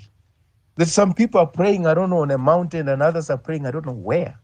So how unique are problems of people in Turkana from the people in Loitoktok or Kwale or Mandera? We all desire good things, a country that works for all of us, clean water, clean air, jobs. So what do you mean? What do you mean? So you think that people who desire those things and others who don't? That is the problem that this immediate deputy president had, that you can reduce the problems that are clearly affecting all Kenyans across the spectrum, political spectrum, to tribalism. That's extremely reductive. That's extremely dangerous. That's extremely retrogressive. And the sooner you're processed out of circulation, the better for everybody. That is the point that is being made. So, Pipita, we will continue having this conversation, and we'll continue calling it as it is. Good governance cannot come out of a vacuum. That we don't care. We don't care who becomes president. We don't care who becomes deputy president. We don't care who becomes member of parliament, as long as there's good governance. No, good governance does not drop from heaven. It doesn't. Good governance is something that is worked upon. It is human beings who engender good governance. So you can't say, I don't care who becomes my member of parliament, but I need clean water. Well, you've got a thief, a member of parliament. How are you going to get clean water? Will he steal all the money that's meant for clean water? I don't care as long as their bursaries. No, but you have got a thief, a member of parliament. There will be no money for bursaries. He's going to steal all of it. No, I don't care who becomes my president. No, he's going to steal all the money. The economy is going to tank. So you can't say you don't care who leads, who governs, who occupies office as long as there's good governance. No, good governance does not happen in a vacuum. It didn't happen in a vacuum in Botswana. It didn't happen in a vacuum in Singapore. It's not going to happen in a vacuum in Kenya. When you see countries that work, it's because it has had leaders who have made very tough decisions. They've been deliberate in the choices that they have made. And above all, they have centered people. In whatever decision they make, in this thing called development, they have always centered people in development. That's how societies transform. But you can't say, I don't care. Baba Yao will be your governor or your cabinet minister. How is that person going to engender good governance? No, we care, and we must care. The character, the kind of ethical anchorage, the commitment to the rule of law, the commitment to inclusive politics of these people who are seeking public office. We should care. If we don't care, then we turn around and say, no, there's no water. We turn around, no, the roads are not passable. We turn around, no, but the schools are not working. Well, you think there's no correlation, there's no connection, there's no link between awful politicians, awful representatives, and bad governance? There is. There's a one-on-one relationship between bad governance and bad people in elected positions. So we care. We should care. And we should borrow a leaf from the likes of Botswana. We should borrow a leaf. Small country, 2.5 million people. But, well, it's showing the rest of the continent what democracy means. To the likes of Nigeria, the likes of Kenya, the likes of South Africa, the likes of Ethiopia, and so many countries. It's showing the example. We can borrow from them. And when we get our politics right, as I've always said, we get everything right. We get our economy right. We get our education right. We get our agriculture right. We get our sports right. Everything falls in place. But if we don't get our politics right, forget about everything else. You will not get it right. You won't.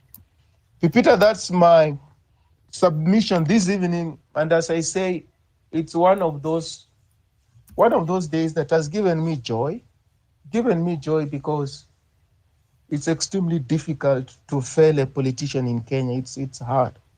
It's almost impossible. It's difficult. You can count the number of politicians who have resigned in Kenya since 1963 to date. At the fingers of your hand, some will remain if you use them. You can count the number of politicians who have been successfully impeached. This is the first one, I reckon, as far as the position he's holding is concerned. The other ones are the likes of Waititu, Mike Sonko. They had fallen out with the powers that be. So it's something that I celebrate myself. Even if they made it for the wrong decisions, for the wrong reasons, the members of parliament, those who will come tomorrow, they'll deploy this process for the right reasons. So that's what gives me hope. So wrong people can make right decisions, but the next time we'll get right people making right decisions. That's what gives me hope. But not to make any decision at all, especially where there's wrong behavior, errant behavior, wrongdoing. It is to invite catastrophe, is to invite chaos, and we cannot afford to invite chaos. Thank you, Peter. Keep well. Have a fantastic evening. Thank you so much for that, Western Shilaho, as well. I don't know if there is a speaker who wants to rebuttal before we call it a night. The Hunter? Not really. I want to thank my brother Weston for being here for us, but I'm of the contrary opinion that there is nobody who cannot live his values and traditions. Let's be very sincere and very honest. Our values, our traditions are very key. We will not be Botswana. We will not be South Africa. We will not be America. We are Kenyans, and Kenyan is our business. And so, to all our brothers and sisters, I'm just saying how the process of impeachment took place is not a result of what Kenyans anticipated. Thank you.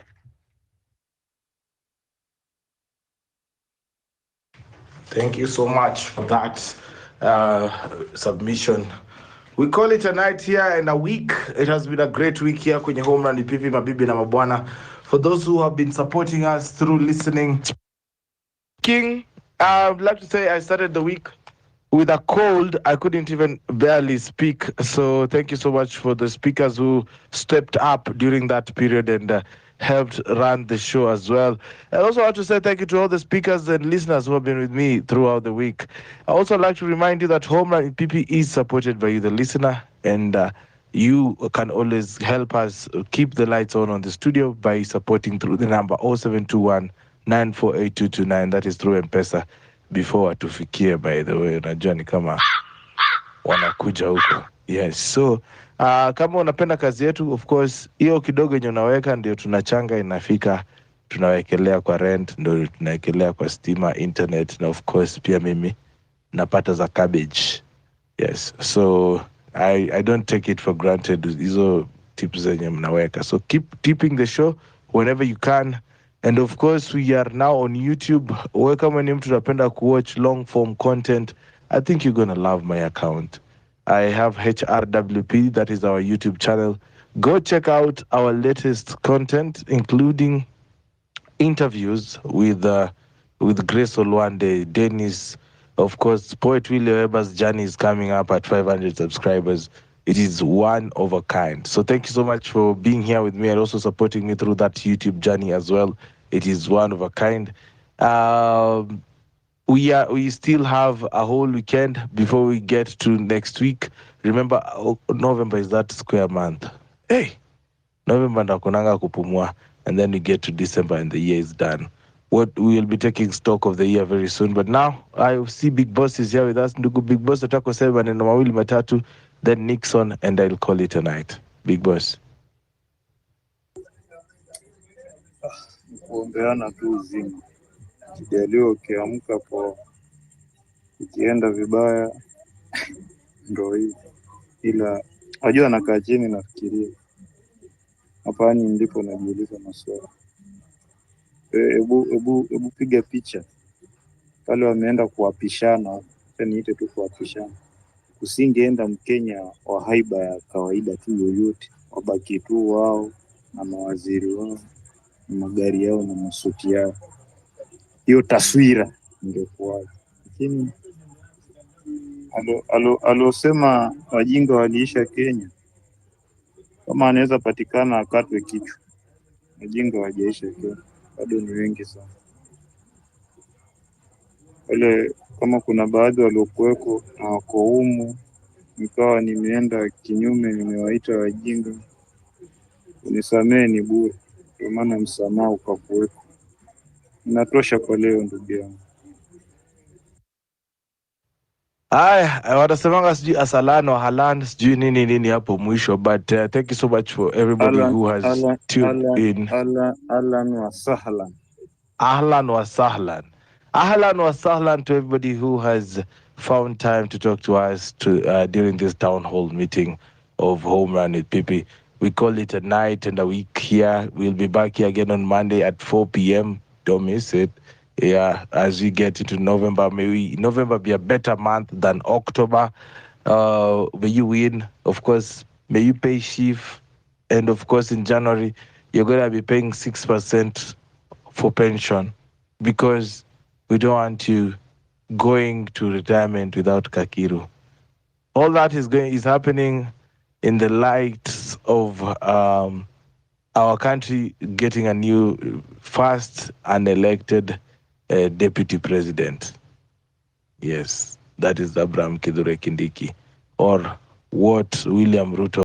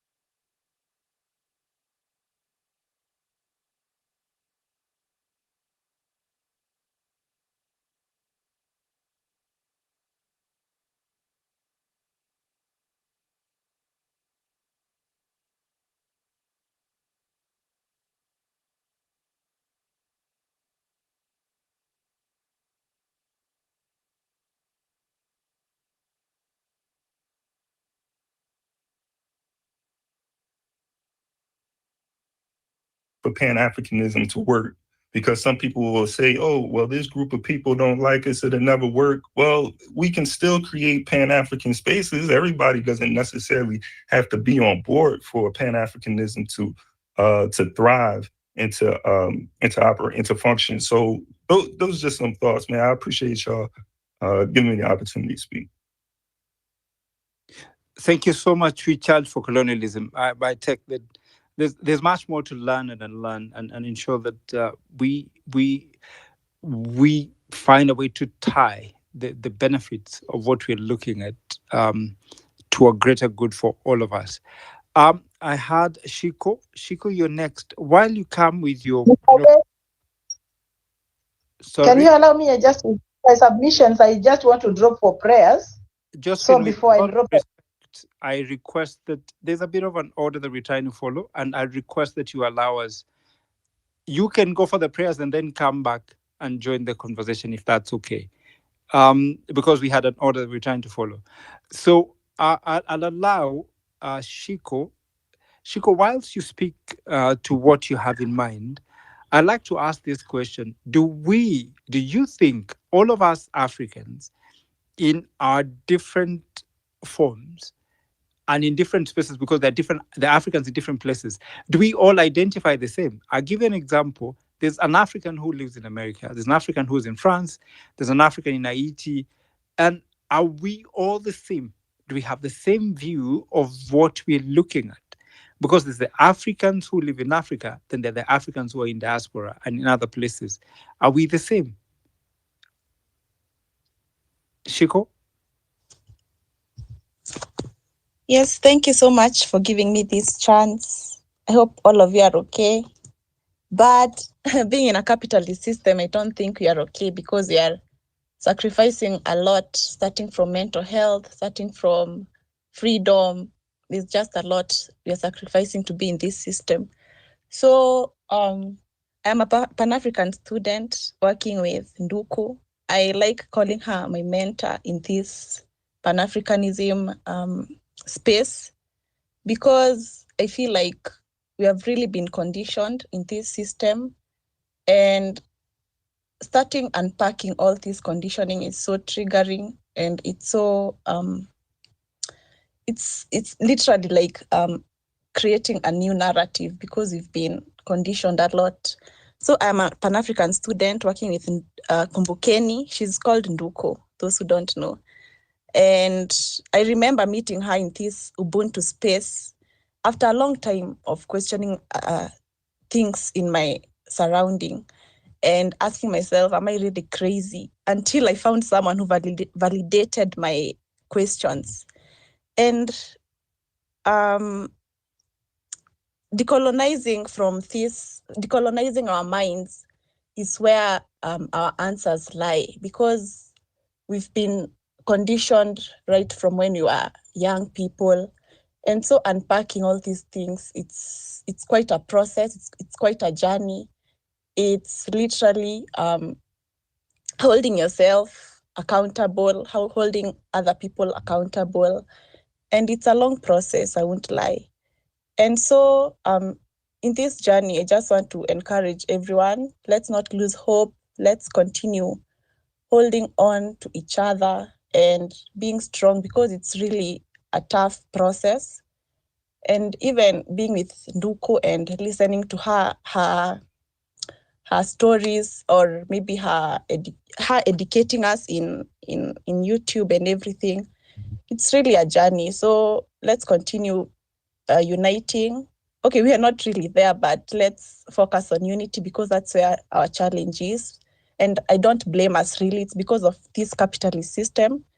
It ensured we are disunited, literally. So we need to unpack a lot of things and be united, at least, so that it can be easier. You know, when people are one, when people are willing to work together, listen to each other, and as much as we have conflicts here and there, at least having a common goal is better than being so disunited. Yes, thank you so much, and I'm looking forward to hearing other people's thoughts. And yeah, thank you.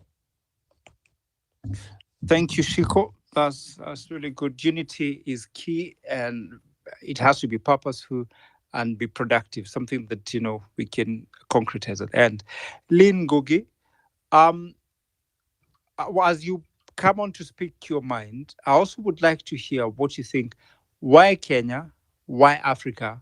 Why now? Why? Thank you very much, and good evening to all of you. Why not Africa? Why not Kenya?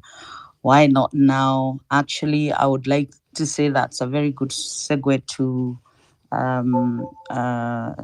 this discussion, because I was just thinking that Kumbukeni set the pace, and she's quite upset. She's in a hurry to see things change, as we all are.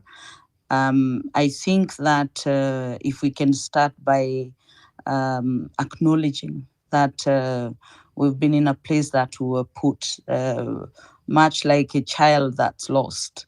And the first hut they come to, and they're given water, that is where they sit. And before they figure out where to go next or who they are with, actually, they then need to start to figure out. And I think that we're at this space where we are trying to figure out where to go. And if you ask me, it's not a bad place to be, because it's a place where we have come to an awakening to realize who we are. I think most of you have already said that. I think Kumbukeni talked about a bull that should not be asking for help. And actually, I think Africa, I think Kenya is more than a bull. We have whatever it takes to speak to the universe. And I think that we have better. I don't know that we are speaking together. I want to talk about the people that purpose to divide us. I think they were very organized. I think they sat, they looked at us, they strategized, and they worked very hard. I think we can learn from them and figure out what to do for ourselves, so that we do not get conditioned like the house nigger. I think even the leaders we have now are house niggers. I don't know whether I want to completely blame them or blame ourselves. And I think that we're at a good point of departure where we're speaking together. And I think that if we're talking about the AU, if we're talking about regional blocks, I think we are not there. I think we have left, for instance, the AU to become a club of clowns that use our resources to cover each other and to roll red carpets for each other. And I think they are lonely. They do that because we let them, because we do not organize ourselves to go and take those spaces and occupy those spaces. Those spaces are rightfully ours.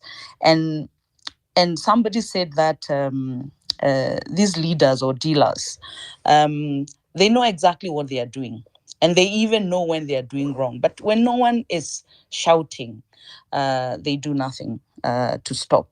I think somebody talked about the BRICS. I'm going to rush through so that I can finish quickly, although I have had so many things going through my mind. I attended the last BRICS, not this last one in Russia, the one in South Africa. And I come from Kenya, where we're not members of the BRICS. And I remember shouting because there's something that was said there. I think somebody said that the youth representatives were all children of the president or something like that. And then when I asked, how can you let that happen? And they said, but nobody else came forward. And, a bunch of us started to say, well, our countries do not belong to the BRICS, but we consider ourselves as people of the BRICS. So how can we benefit from the BRICS?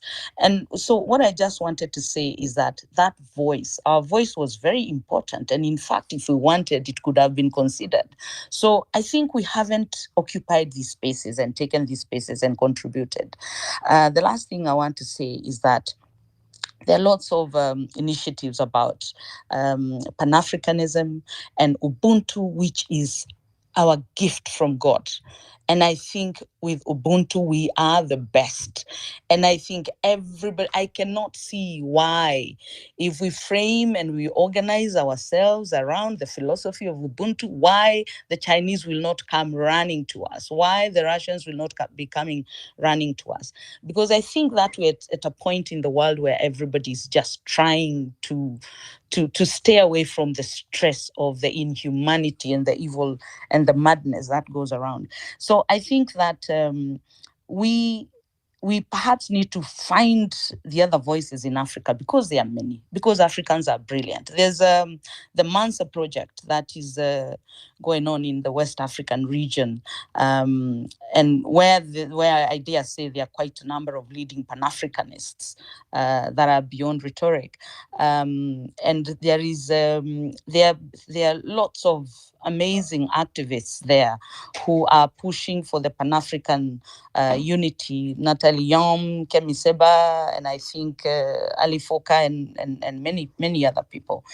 And I think finally what I want to say is that because we should learn from these guys and define our own slickness, and because we have everything, and I think that we have a lot more to negotiate with anyone, and we should not be afraid to do that. But I feel that our voices and our presence is lacking in these places where we're being abused. Thank you. Thank you very much, Lynn. I like the take about the African dealers or leadership are lonely and cowardly, but it's partly because we've allowed them to do that. And they're selling us for a bowl of soup. When you think about it, because we've allowed the West to lead us, and then, they can't even negotiate properly. They're so poor in how they do that.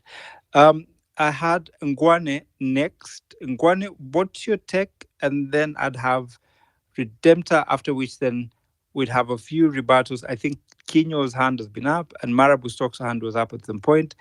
I'll allow Ngwane to speak, Redemptor, then we'd have go back again to Marabu Stokes and Kinyo. Thank you so much, my fellow African brothers and sisters. I was touched by the contradiction raised that there is a BRICS yet working with IMF. That where I was shaken, because the talks in BRICS, they want to ensure they do away with the domination of IMF and the World Bank. Hence, I shared the video when the BRICS Bank was introduced or proposed by the former South African President Jacob Zuma, where he outlines that what is the purpose of the BRICS Bank.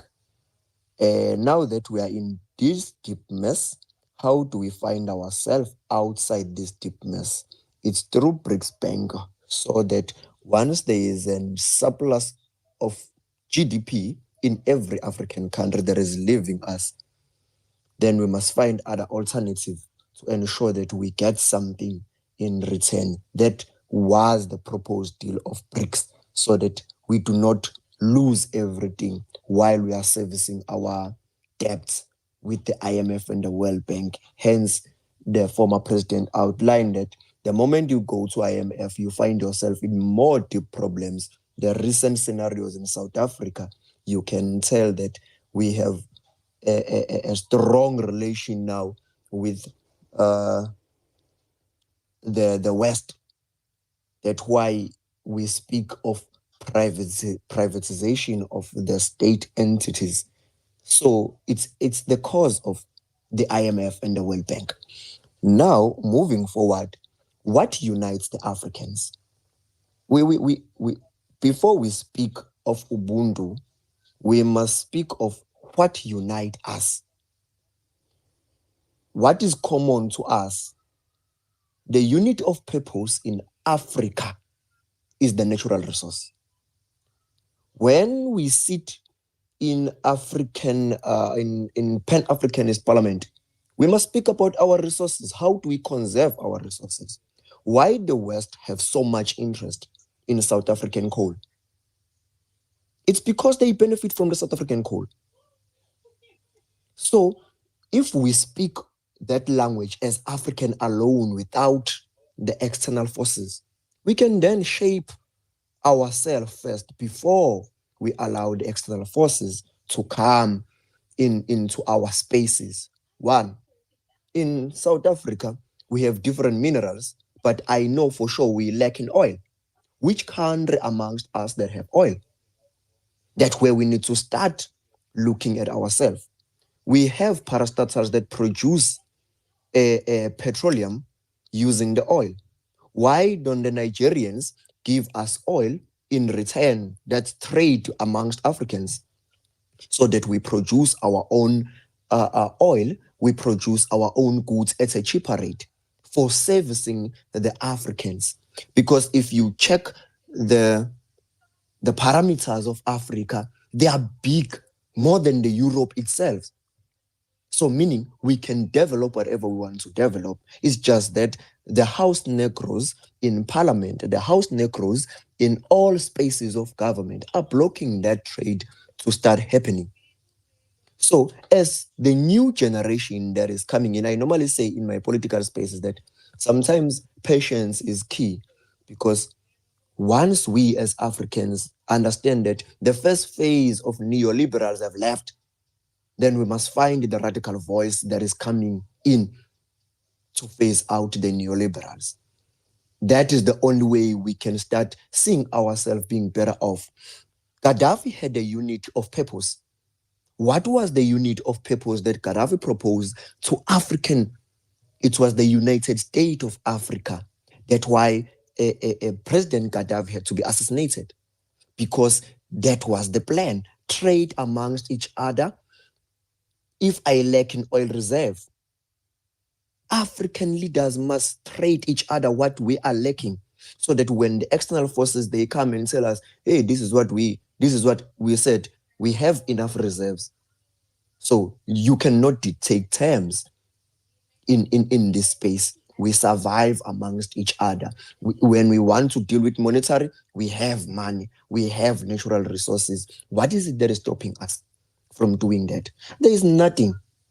So before we go to everything, economy comes first, because at the end of the day, you must take care of your children, but we must ensure that it speaks to indigenous people that we have in Africa. It can never be just Ubuntu.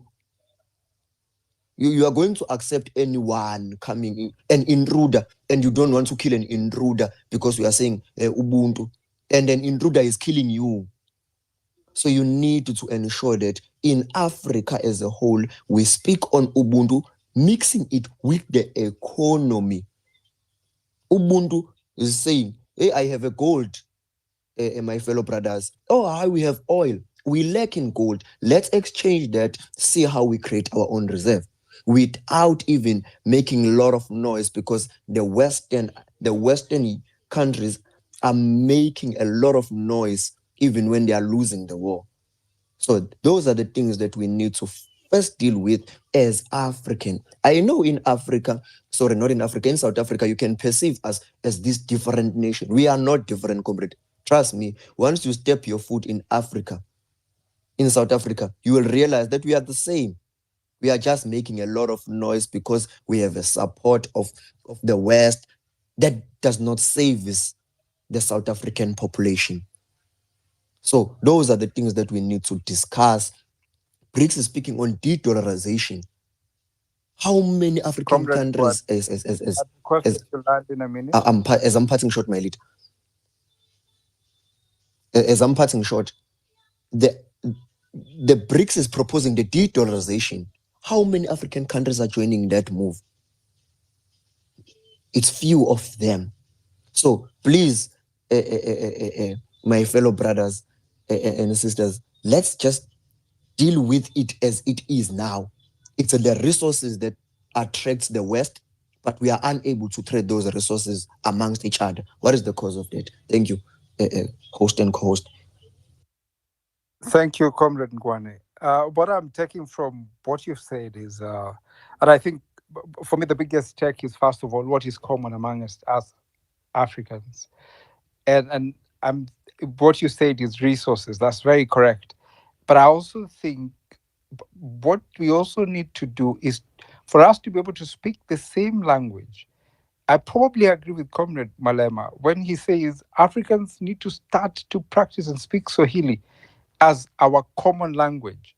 And once we have a common language, then we have a basis from which, because once you understand each other, it's easier. Then we stop having the interests of the Francophone in the West, Lusophone in the South, Anglophone in the East, and sort out this confusion that we've created for a long time. Redemptor, good to see you here. I would like to hear what your take, and then um, we can have Daniel give a rebuttal and Marabu. Then I'll come back with Psycho back and see hear what Issa and Ayo and the others have to say. Thank you very much. And Abdirazak. Thank you very much. I think this is one subject I know a lot or nothing about. I am never sure where I'm at. And I have a confession to make. There's a time I wanted to start a movement for Pan-Africanists. And then I asked myself, and I met a few people from around Africa. I had a certain age group I was interested in. And then I realized the meaning had changed a lot. And I like how you've called the new generation of Wana Ubuntu activists. And then you say, why Africa? I wish you said, why Africans? That way, then we include the ones who are not in Africa. When I saw the president's daughter call herself a Pan-Africanist, I wanted to scream. I had to Google again the meaning. Why is it everyone trying to say they're Pan-Africanist? Is it a fad? Do you become a cool kid because you use the terminology? But I feel like exactly the new generation of activism, there's again that gap between the generations that even the language of how we describe Pan-Africanism, it would appear to me, in my limited knowledge, they tend to focus more on the political, and they understand the political oppression of everything that is opposite Pan-Africanism. And no offense to the president's daughter if she's a Pan-Africanist. It's just that her father is involved in violations of human rights, which is Actually, she's not Redemptor. You don't need to apologize. yeah, no, I'm just saying just to explain that part. So because I'm an older person intrigued with Pan-Africanism, when I started looking at it, then I understood it from that perspective of where the African philosophers, scholars, thinkers, seekers, because I was thinking more of the cultural part of it. Because our politics then have been affected so much by what happened to our culture, the eroding of the culture. And we cannot talk about political as Africans without our spiritual. And so the minute we lost our spirituality, then we also lost our political way of doing things the African way. It feels like it was very whitewashed, what we call whitewashed. The reason I'm talking about African philosophers and scholars and thinkers, it is there are some schools of education, academia, where the scholarship is limited by the West, in the sense that because you're a free thinker and there are things that you know, and I'll again sound very controversial, you know those things because you have a gift from your ancestors. And it's interesting when we talk about our ancestors, people get jittery. And that's the whitewashing I'm talking about. Now, some people have asked us, are we full of ourselves to keep thinking these people are reading us, they're studying us, we are guinea pigs, they're studying us? The truth is they are. And the saddest thing is whatever new thing that is self-discovery. For example, let's get back into our Ubuntu. What does Ubuntu mean? The exact opposite of what our political leaders become, because they are chiefs. The same tricks that were used on our ancestors have been used on them. And I've always told people that every time you think about what the chiefs took to sell us into slavery, they were given a mirror. For me, that is very, very symbolic, because a mirror makes you so self-absorbed. So it tells you what we had a reflection of ourselves, would see ourselves in the reflection of waters and everything. But once the mirror was introduced to these chiefs, specifically the chiefs, then they lost it. They lost it about service. When it comes to African scholars, thinkers, because I'm focusing on the cultural part of it, the biggest brain drain, we think, is when people go to America and go to serve there as engineers there. The biggest brain drain in Africa is a trick called call for papers. And so what call for papers does is it offers scholarships to our best minds. So you're told even to write an article about Ubuntu or write an article about the new generation of Wana Ubuntu activism. The best minds from across Africa will write those papers. And so they will use those papers to understand how you think. And so they will give you the scholarship. When it comes to innovation, you go back and you because the East and West search for ourselves, then gets a very mixed up explanation, even for the experts. And I respect the people who are going back and trying to package for us Pan-Africanism. But there's a danger of us wanting to include our brothers who are taken to America. And so we start looking at some of the cultural elements of what they're missing. And the one I would really run away from is the house nigger and the field nigger. We've had this discussion in other spaces. I would really encourage you, if you're an African from Africa, that you might be well-meaning to describe the oppressors as the house nigger. It's very tempting. But once you now meet people who experience it, I know an 8-year-old who had me using that term, and they were offended. And how I look at it when we use this terminology is we have to have compassion for the house nigger, because we demonize the house nigger as this person who is brainwashed, who had favors, who is bought. That's I'm saying figuratively. But as a human rights activist, I also look at how much was meted on them. They were sexually assaulted. They ended up producing children with their masters. Those children had no identity. They were hidden. They didn't know if they were black or white. They were raised as blacks or they were raised as whites, but they were hidden. So a lot of us today are really like that house nigger. And so because of the N word, I am shy from overusing it. And I would advise the people who are coming up with defining Pan-Africanism to be sensitive to people who, for them, that terminology is a reality. Their great-grandfathers told them tales about the mistreatment they face. So we've had this debate in another place. But for me, I'm just going back to our religiosity, our spirituality as the biggest con in not understanding. So the place where I feel the brain drain is untapped, and thank God it is in the arts. Because in the arts, you cannot be defined for how to create, how to write, how to paint. So that's where we maintain our authenticity. But in the learning institution, you find the best thinkers, and especially in the field of free thinking. Yeah, like the same arts I'm talking about, literature, for example. You find for the longest time, we look at Ngugi wa Thiong'o's work was done in Kikuyu. And then when he celebrated, you find some people, even in Kenya, who criticized, how dare you think now you want your literal mind and you're speaking. And so it would appear anybody who has left home and has gone abroad has a yearning for their language more than the person who is here. And then we have these children that are being raised without a mother tongue. But because language evolves, then we have to embrace Pidgin as a culture, Sheng as a culture. And when we fight so much for this language thing and say, oh, this person is saying for us to maintain a Pan-African outlook, let's speak Swahili. Then introduce that concept to people from West Africa. So some of these things I know we are meaning well when we talk about them, but you find that they've been so whitewashed that we end up just wanting to talk about them. I'm saying this is an abstract subject, to be politically correct. And that's why you have things like BRICS. So what BRICS then does, it looks for the elitists in the Pan-African the meetings. And so these are people who are whitewashed. I prefer to use the word whitewashed rather than the house and field, because I find it a bit offensive. So I like to say we've whitewashed our way of thinking to the extent that you find people who talk about Pan-Africanism, yet they are wearing artificial hair and they've bleached their skin.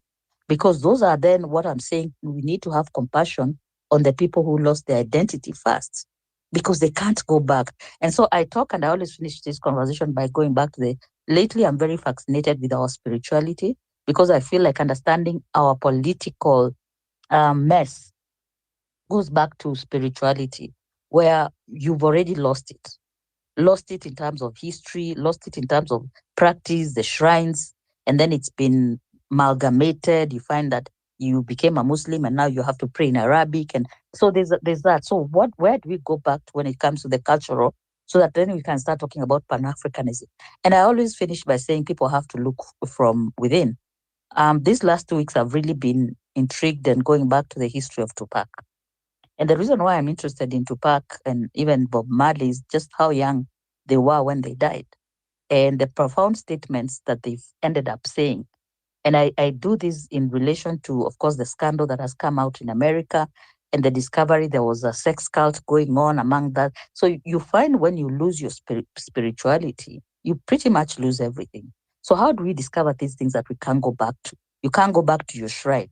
Then that's where I keep saying self-reflection, being gentle on yourself, that if I lost it, if my father was sold to slavery, whatever I know about my culture, whatever I'm practicing and understanding history, politics of the world, capitalism, socialism, all these isms, imperialisms, colonialism, sometimes it gets so complex and you ask, there is an old man, an African thinker, an African seer, who has never read a book, cannot even read, yet he understands what Pan-Africanism is.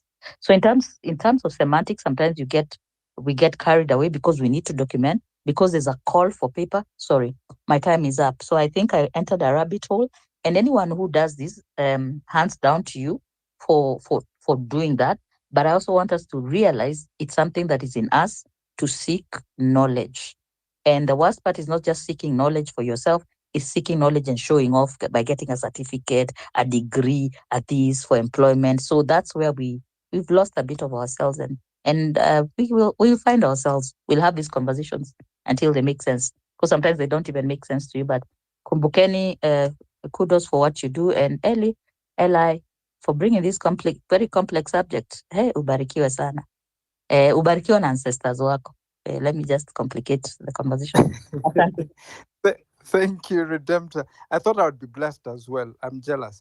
Now, Kumbukeni, you're the guest speaker here, but I'm sure you're loving the conversations you're hearing, because partially you have a new recruit in Redemptor looking at religiosity and our cultural aspect to that. So allow us to, there's so many hands, and Redemptor, thank you very much. You bring in a perspective that is very interesting. When it comes to arts, and that's why they're discouraged a lot and people are trying to push STEM and other things, arts allow people to walk society and, provoke you to things that you would ordinarily not write in a science paper and be able to explain it, but through art, you're able to laugh at yourself. So I'd go back to Eli, but I also think we have Abdirazak and Ayo. Marabu Strokes, I haven't forgotten you, and Daniel, but that, and even Issa. I think Issa is coming for the second time. So I'll allow Eli to speak, and Eli to. Then after that, I have Abdirazak and then Ayo. After that, then I think we got through the panel speakers who would like to have a second bite at it. Eli? Obed, thank you. What I'm going to do is override some of the requests you've put across in terms of who's going to speak first. I would love to get a few pointers from, what's her name again? Can you hear me? Yes, we can hear you. Obed, I have a problem on this line. Kindly just give me a few seconds. Okay, so while we do that then, should I allow Abdirazak to go? So I hope you can hear me now. I was having a problem with the other line, had some interruption. Can you hear me? I can hear you 100%, yes. Okay, so I was saying you will allow me to have some override powers here, because I would like to know what Kumbukeni thinks on some of the issues that have been shared, but also in the same breath, when you talk about arts, it's something that I love a lot. Specifically when you talk about film, I see Ayo here, maybe we can have that conversation at a later stage. The other day, I was watching an interview by Trevor Noah and one of his podcasts, and he was featuring Lupita Nyong'o. And one thing that stood out is the fact that a lot of Africans who travel abroad to seek or go for greener pastures, one of the issues they struggle with is identity. And when we started off this talk, that is one thing we mentioned about identity through the language issue, who we are, the color of our skin, and what have you, the food, and so many things, including music. So when Redemptor mentioned about art and being that it's something that is not touched, I want to tell you, maybe I have a different opinion because I have seen concerted efforts to make every African story very Hollywood. Um, one of the things that, and I know some of you will not agree actually, it's including how we sound. The English you're speaking right now happens to be an issue to most of you. We even feel ashamed to talk because we don't sound African anymore. We don't sound, I don't know, Swahili. We don't sound Giriama. We don't sound anything close to Kisii or Gusi people. So when we are talking about arts, even our arts have been infiltrated. They want us to tell the stories the way they want them. We need to have some training in some schools to sound more European, to sound more American. So I will be a bit conservative on this one and say, are we sure that art is the only format that has not been touched? But that is a question to the rest of the room.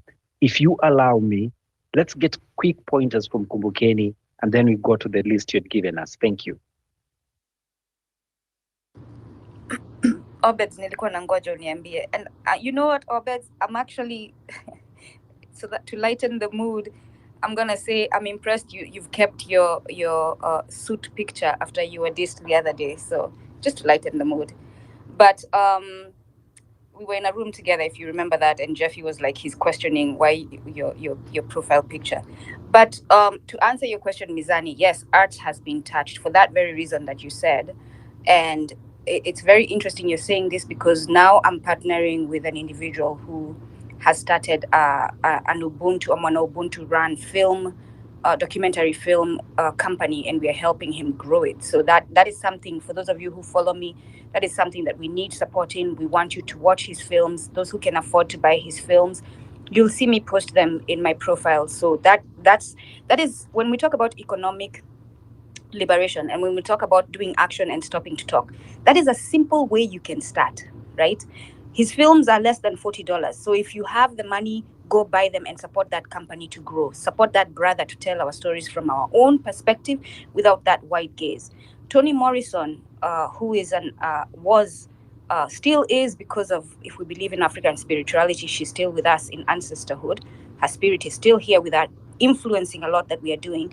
But Toni Morrison, for those of you who don't know her, you can go look her up. But she's an ancestor, a descendant of Africans who was in the criminal borders of the United States.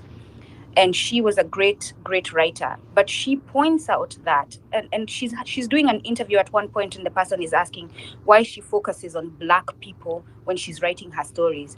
And when I watched that video, I was like, I wanted to shout so badly to that mzungu. Kwani who else should she focus on? We mzungu unaandika juu ya wazungu kila siku. For those of you who don't understand Kibuntu, forgive me for a few seconds. When I get mad, I have to go in my African mode. Mzungu anaandika juu ya mzungu kila siku na hakuna mtu anamuuliza mbona unaandika juu ya mzungu.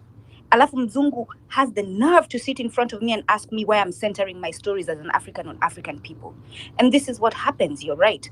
Hollywood is run by Jews, and when you go and present your story and it is showing African liberation and the threat of Jews losing their financial grip, they will shut it down. And so what way can we take our arts back?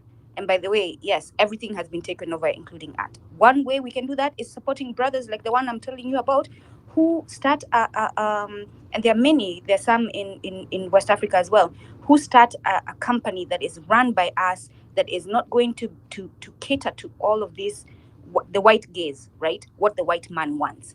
Oh, if we do this, the white man will be offended. Who cares?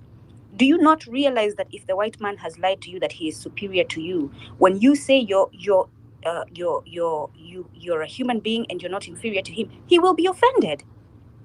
So why are you hesitant? Unless you have accepted a forever position of subjugation, why are you worried about hurting the white man's feelings? You clearly have to hurt his feelings to let him know what time it is. So embrace that 100%.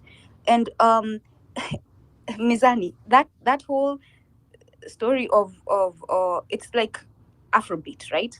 Afrobeat comes, we are all excited, and then you see these again wazungu, they come and they start co-opting it.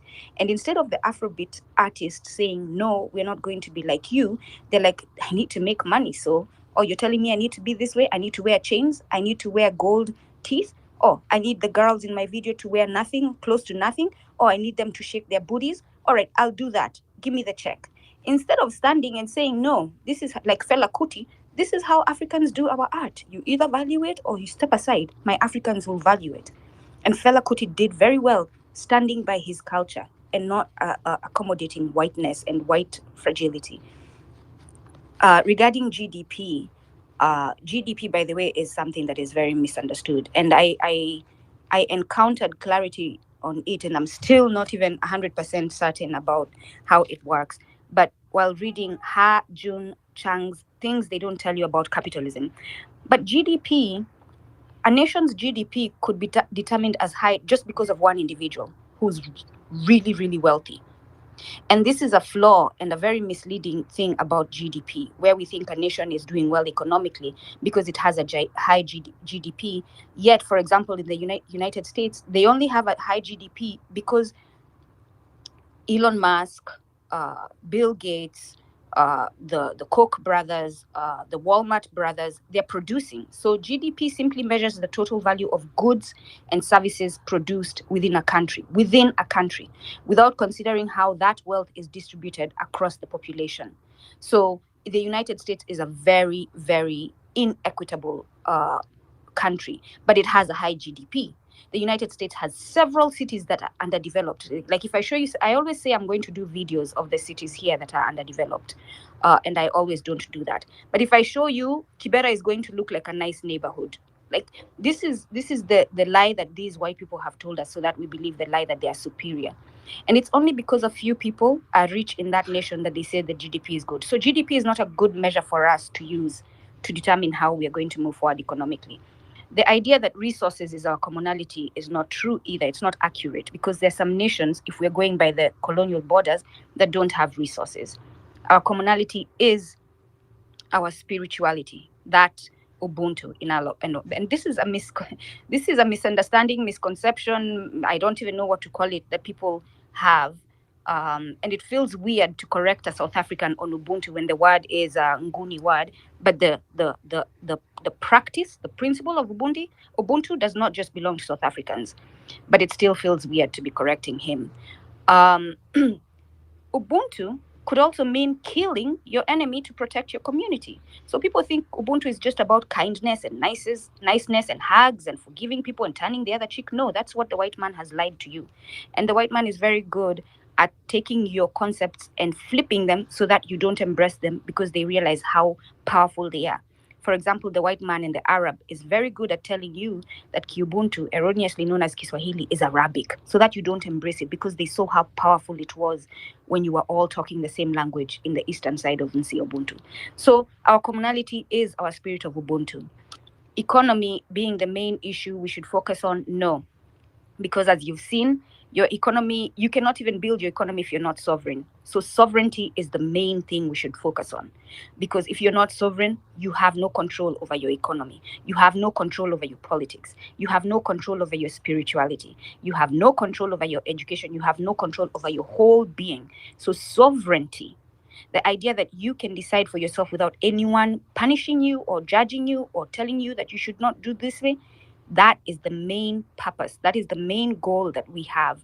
And through unity, will we only be able to achieve sovereignty. And then the last one, moving from the term house Negro. And this is the importance of being in community together, where I hear Redemptor and I say, Redemptor is making a good point, and the points that she brought out, yes, it's true. They were raped. They were forced to feed white babies while their child was sitting there crying. So maybe Nduko needs to have some compassion, or maybe we need to have some clarity on which one will we not tolerate and which one we have compassion on. But definitely a point of submission that I need to step back and listen to and say maybe I need to change the way I'm approaching it. So that's it. Eli, maybe in my own defense, even King David has a suit on his profile. And I don't know what my suit did. But Go, at least go buy I'm a one of the dashiki. few I'll people give who's you a shown Kenyan them. company that makes them so that you can put that up.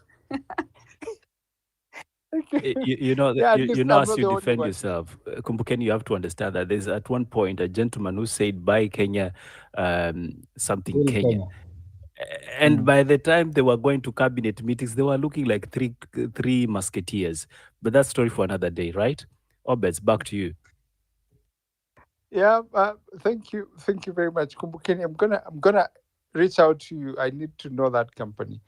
Now we had Abdirazak, and then we'd have Ayo and King David, who's tried to support me to come after. So Abdirazak, what's So your you've take? been given a bowl of soup. Hello. You forgot Marabu, right? No, I'm not gonna do that, man. You know me better than that. All right. Hello, thank you, Obed, and the host, Mizani, and everyone on the speakers. I hope I'm clear. Yes, you are very Thank clear. you. Thank you. I've been listening and sijui niongee Kisomali ama Kiswahili. Or I will try my English here. Okay, and thank you Kumbukani and everyone. Thank you and everyone, Marabo and all the speakers. I want to put some history here about Pan-Africanism. It has been for a while Pan-Africanism, and it started with the Caribbean, George Padmore, William Sylvester, and the fifth Pan-African Conference was 1945. I think Jomo Kenyatta was there, invited other African leaders to talk about the leadership in Africa and how things can move forward. And it's a very good movement, and it has been facing many challenges since then. And the problem which I see is the leadership. There is a leadership crisis in the Pan-African movement, which started a long time ago with George W. Du Bois and Marcus Garvey and the others who are there before, like George Booker T. Washington, especially people in the Caribbean and the people in the outside Africa. And the problem started when 1619, the first ship came to Africa. That's the disruption of the family of the African system was disrupted. And African system way of life, like economically, socially, and politically, every system which was working was disrupted. Until now, there's a problem. That's what I see. But it's good to have this discussion and to see Africans all over the world coming together to discuss about economical power. And I know we are powerless now because without power you cannot do anything. That's why Pan-Africa keep on trying to do whatever it can to survive until now. But I hope there's a way forward.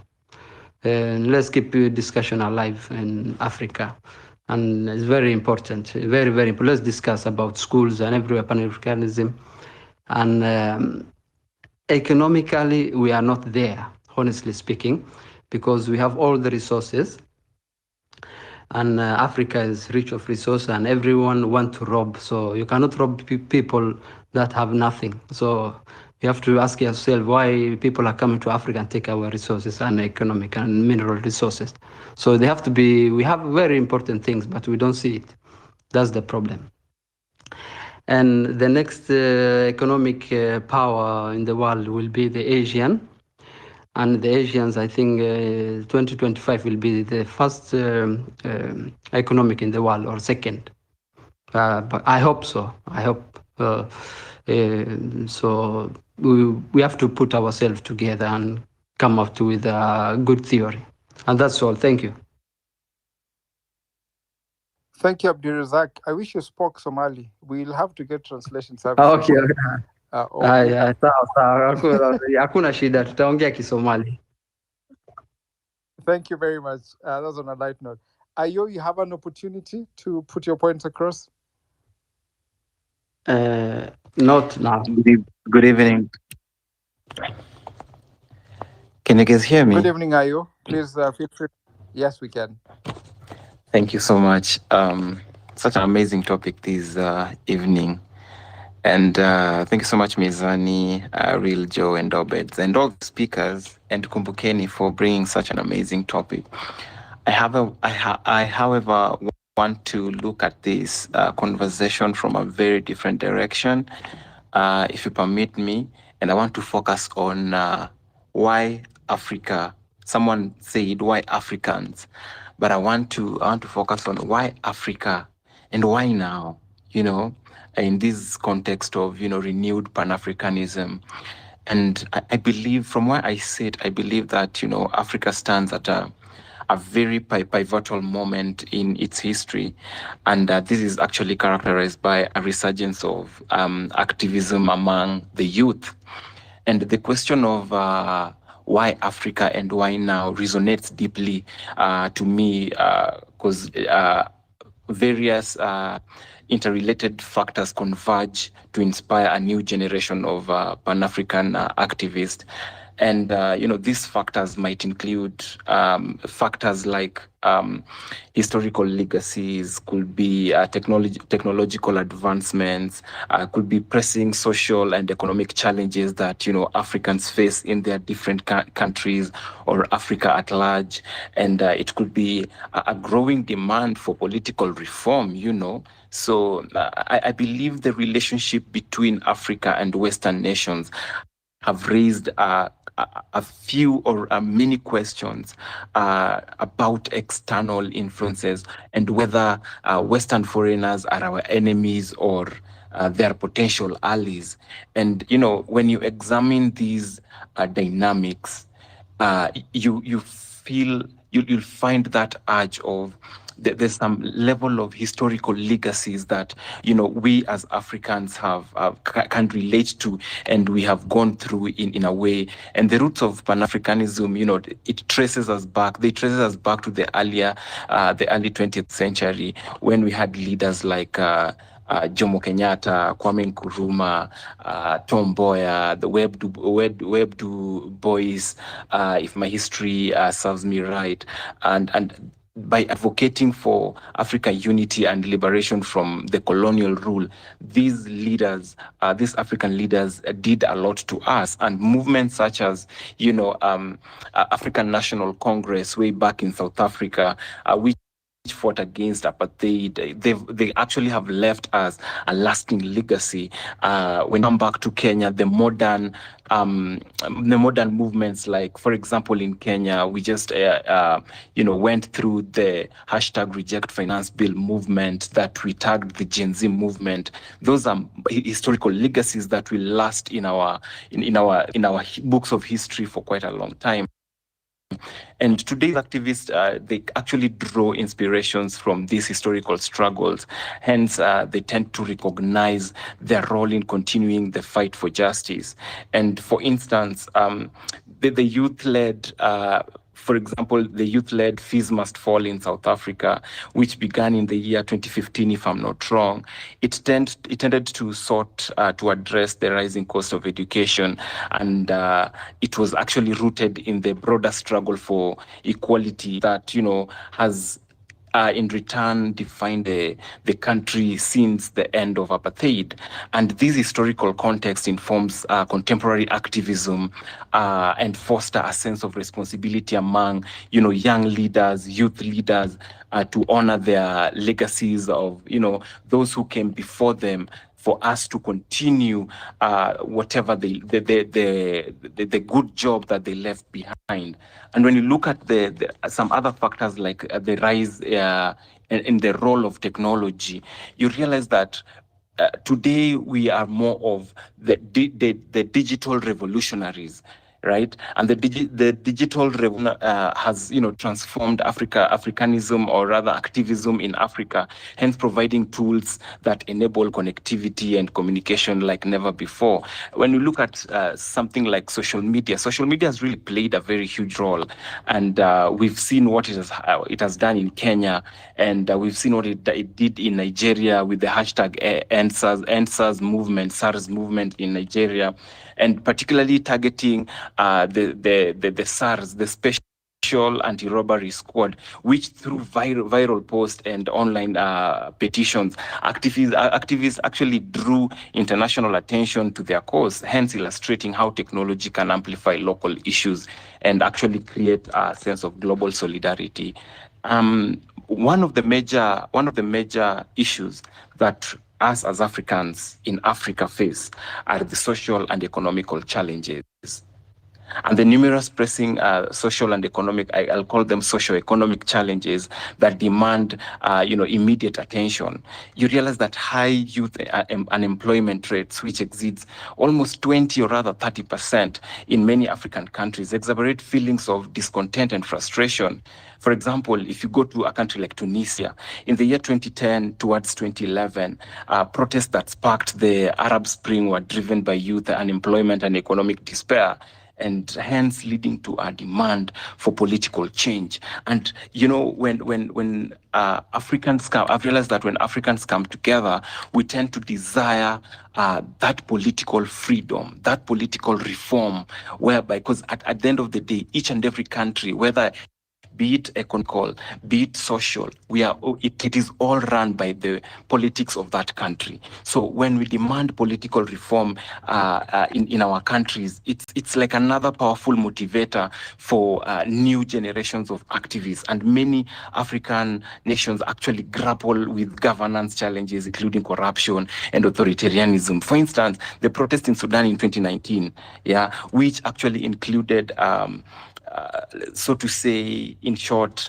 like it resulted in the ousting for long-time dictator Omar al-Bashir, and they were largely led by activists demanding democracy and accountability. And this movement actually illustrates a collective yearning for change, and as citizens as those citizens who strive for a political landscape, a better political landscape that better represents their needs and aspirations. You realize that the recent electoral unrest in Ethiopia also highlights the urgency of this demand as citizens push for greater political freedom and justice.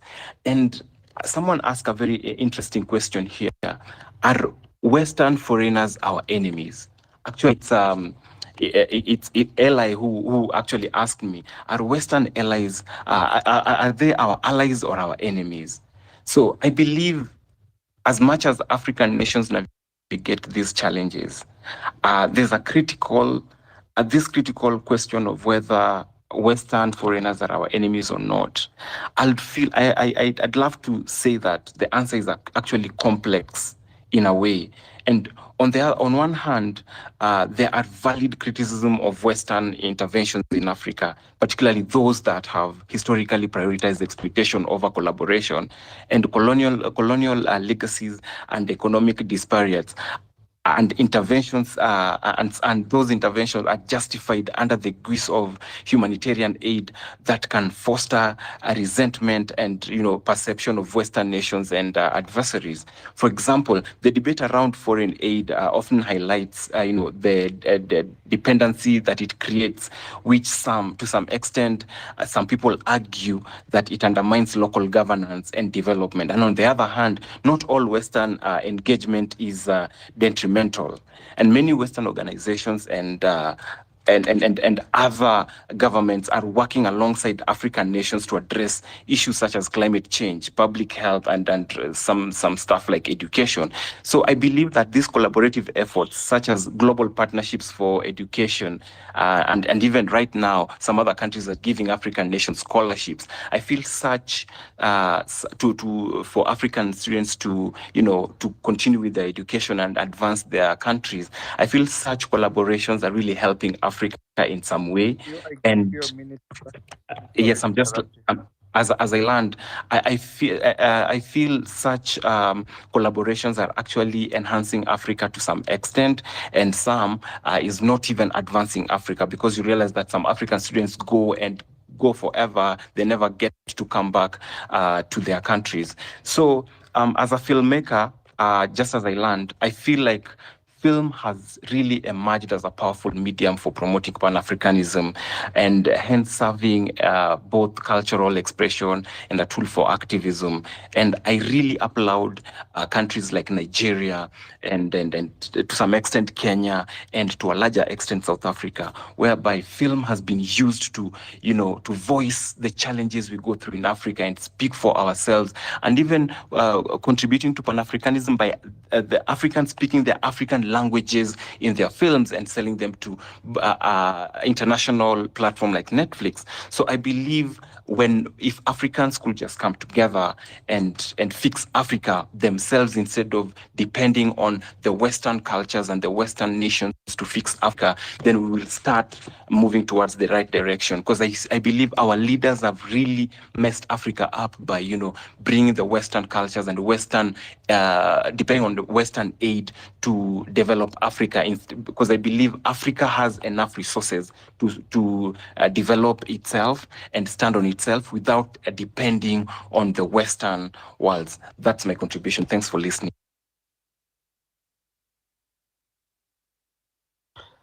Thank you very much, Ayo. I wish I had my thoughts structured in a way you do it. I don't know how you do that, but I come for lessons. Eli, we've had very many comments. Would you like to read some of the comments before we go back to David, the suitman? And David, I've been given a link. We have African attire somewhere, so we need to remove our profile photos and change them to the good ones that look African. Eli, read the comments. Obeds, you are the allow me to say this. You are the house Negro. I'm the field one. You see, I'm in a t-shirt. Na hata sina shida. looks like Kumbukeni has been taking her notes. So you guys rock your t-shirts. You won't have problems here. But anyway, that's on a lighter note. Thank you for joining the conversation. We are talking to Kumbukeni, and Kumbukeni is telling us something about Wana Ubuntu activist. And for this case, we are asking why Africans and why Africa? And why should we continue saying that Africa is a land of opportunities for all of us? And Mother Africa has been looked upon or frowned with other players as a very poor continent. But we don't want to have that conversation. Let's look at your comments and what you're saying this evening. I'm going to go to, this is, Kumukeni says, Law Africa is the company making on Ubuntu clothing in Kenya. So you guys, Lawyer Africa, I think Loy Africa is the wording. Hata hizi majina mna complicate. Sasa tutafanyaje advertisement? Levin, we are very good in analyzing and sharing knowledge, but do we have solutions? I'm hoping you guys can answer to that. But Levin, kindly feel free to share your solutions with us. The mic is open. It's an open mic session.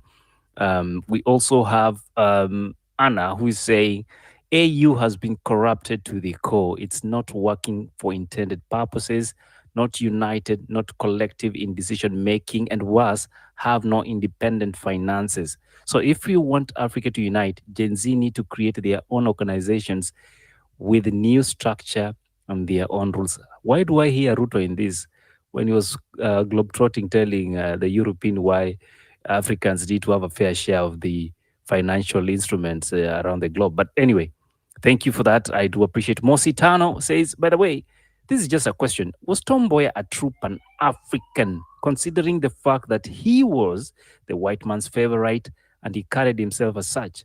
Wouldn't he have been a Western puppet? Asks Mositano.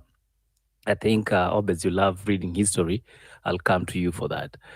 Data activists sharing some information here, and this earlier on.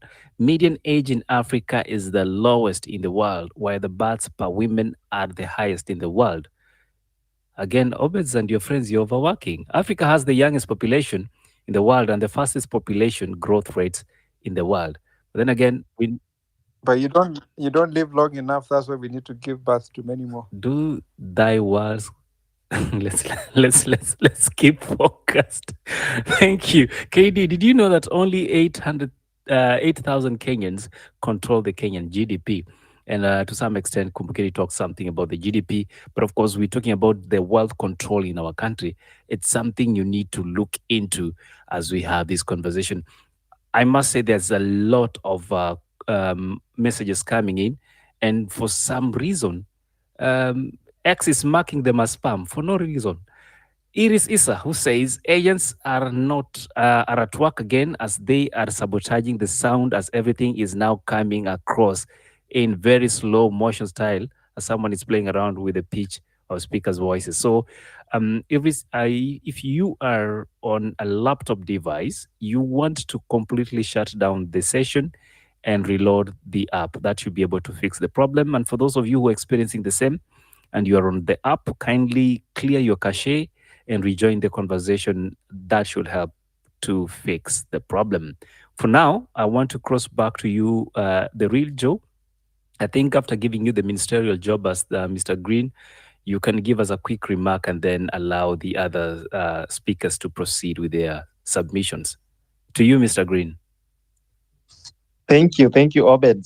Thank you, Eli. Actually, don't really think I'm so green. I just decided to paint myself green so that I learn more, and I'm learning. Actually, it's really good having this conversation. And one thing I've heard a lot of speakers say is people talk about tribalism a lot, more so in our country, and something strange. I find this to be something like neocolonialism in Africa and in our country, because our languages, our cultures, that is our diversity, and in fact that should be our strength.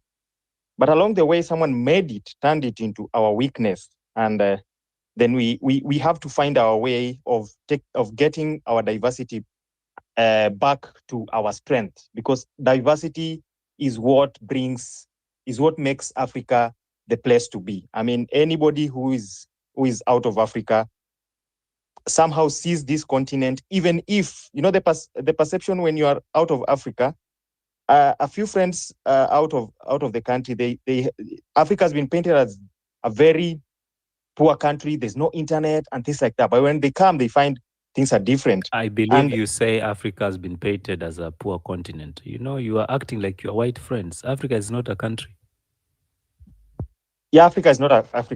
Come on, I stand guided though. But yeah, our diversity should be our strength, and this is something that we need to find a workaround for it. Because if we do, there's nothing else that can be used to divide us. I see a lot of statistics being thrown around Africa. I mean, how many people live below $1? We never used to think about these kind of things. We don't think about living below $1. We always think about the farming that we do, the livestock that we have, and all those. That is what we think about as Africans, and it's not even there in so many other countries. But Africa is. The diversity is our strength. Let's find a way of getting that, finding a workaround on that, and ensuring that we are able to explore all these strengths, the genetic strength, the genetic diversity, which is the highest in the world, and things like that, so that we can then be able to have this concept of Ubuntu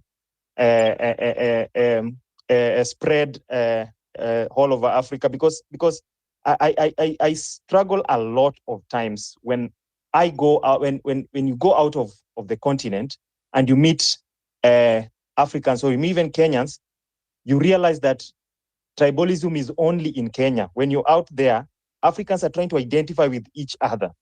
A Kenyan is trying to identify with a Nigerian, and that is what needs to happen. So that's what we need to find a way of bringing that into our continent, not out of our continent. We cannot do this out of our continent. We need to do it in our continent. Yeah, Eli, that's what I have to say. So I don't know, you had queued some speakers. So Eli, I'll just hand over this back to you. All right. So this was what we're going to do. I will invite Marabu Stocks, followed by Daniel, and then we'll go to King. Yeah, Ella, thank you very much. I think we're in a consensus that Solomon was a wise man. So Solomon, in one of his songs, said, "I am black, but comely. O ye daughters of Jerusalem, as the tents of Kedar and the curtains of Solomon. Look not upon me because I'm black, because the sun hath looked upon me.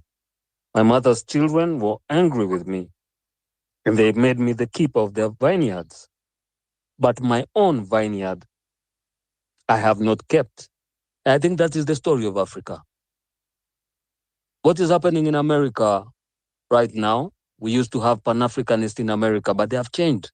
Right now, they are saying that they are foundational Black Americans. And I want you to look this thing up. They're saying that they did not come to America as slaves, that they were Africans in America. Right? And this is the thing that I think Obed was asking. Is there a difference between the Africans in Africa and the ones who've been in diaspora? Well, the ones who've been in America have been there for a long time. And right now, they're trying to say that they did not go there as slaves. And why is this so? Because somewhere between the administration, Kamala Harris and Joe Biden had brought something called reparations. And they were supposed to be given some money to those foundational Black Africans. And this thing brought a commotion between the Africans who believed that they are part of the slavery and these Africans who are immigrants. So what is the issue that I'm talking about here? Finance, the money. The Pan-African movement cannot go forward if we depend on other people to finance us. It's all about the economics. It's all about the money.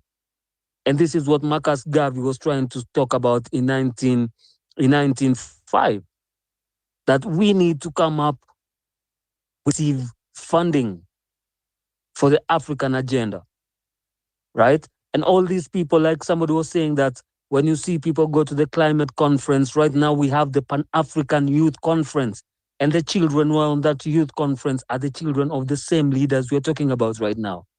Who chose them, nobody knows. The application was in Addis Ababa on a website, hidden. In fact, I was sent the link by one of my brothers and I couldn't believe it. Hidden. Send me the link 2 days before the deadline. So it is something that it has been taken for monetary gain.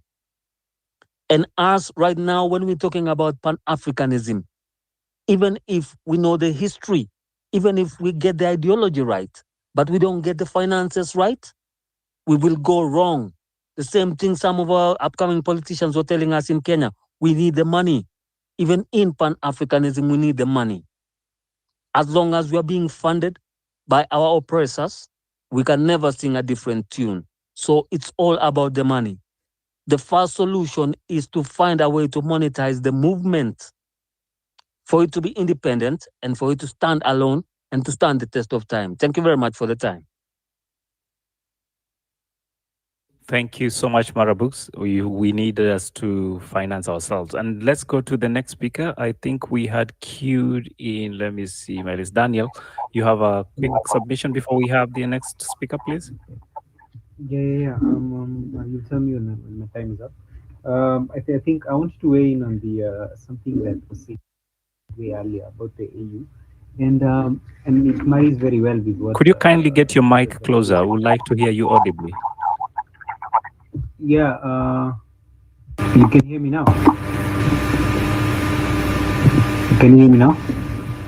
Daniel, kindly use a GSM.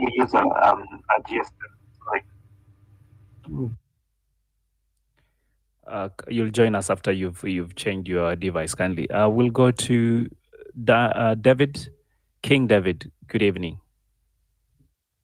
Good evening too. Thank you for the host, Mizani, and also all other speakers who have spoken ahead of me.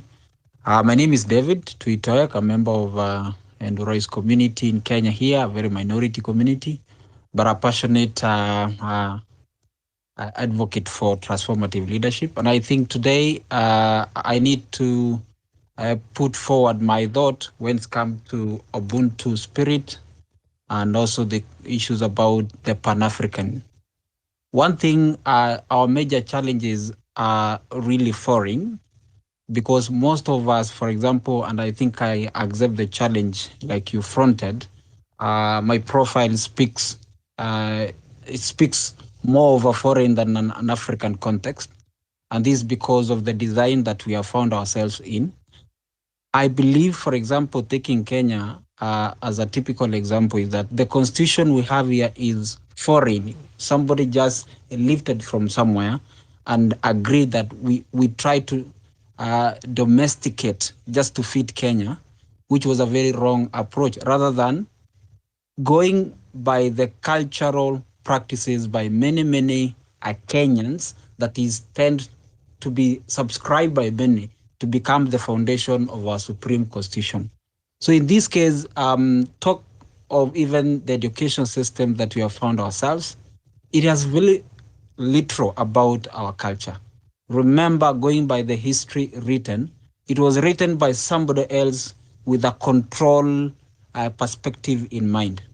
So one thing I feel, Ubuntu is three things in one. It's a spirit, it's a law, and it's a culture. So the only way we can truly advocate for Pan-Africanism, and I need to thank Kumbukeni, because Mzungu ama the foreigner came and realized that this is a spirit that is going to unite Africa. Na wakatuambia hapana, it's just about doing good. You know, at times you need to pinch somebody, you need to, you know, ruthlessly deal with somebody who is detaching you from your real norm, from your real you. Most of this history written about us had a lot of negative connotation. Most of these foreign things they introduced to us, we think it's an aid because they have packaged Africa as a very poor, disintegrated, they have very weak leadership system, and they are coming to support us. But in real sense, whoever feeds you controls you. They are coming to take away our resources and disfranchise our unity that we had. Remember, most of us as African, most of us, taking an example of our Kenyan, can I call it our cultural? I come from a cultural perspective community. We had a very unique, robust leadership system, cultural system. But somebody came midway and said, you know, whatever you're doing are so evil, and this is what is good. And without even giving it a second thought and ask yourself, come on, why did I start becoming bad? And this is a culture I've been, practicing all through. So the first thing we need to begin is we must go back to our value systems. And this is where I feel, even as Kenyan, for example, before I start saying Pan-Africanism, I need to ask myself, as a Kenyan, what is the defining vision and the value system?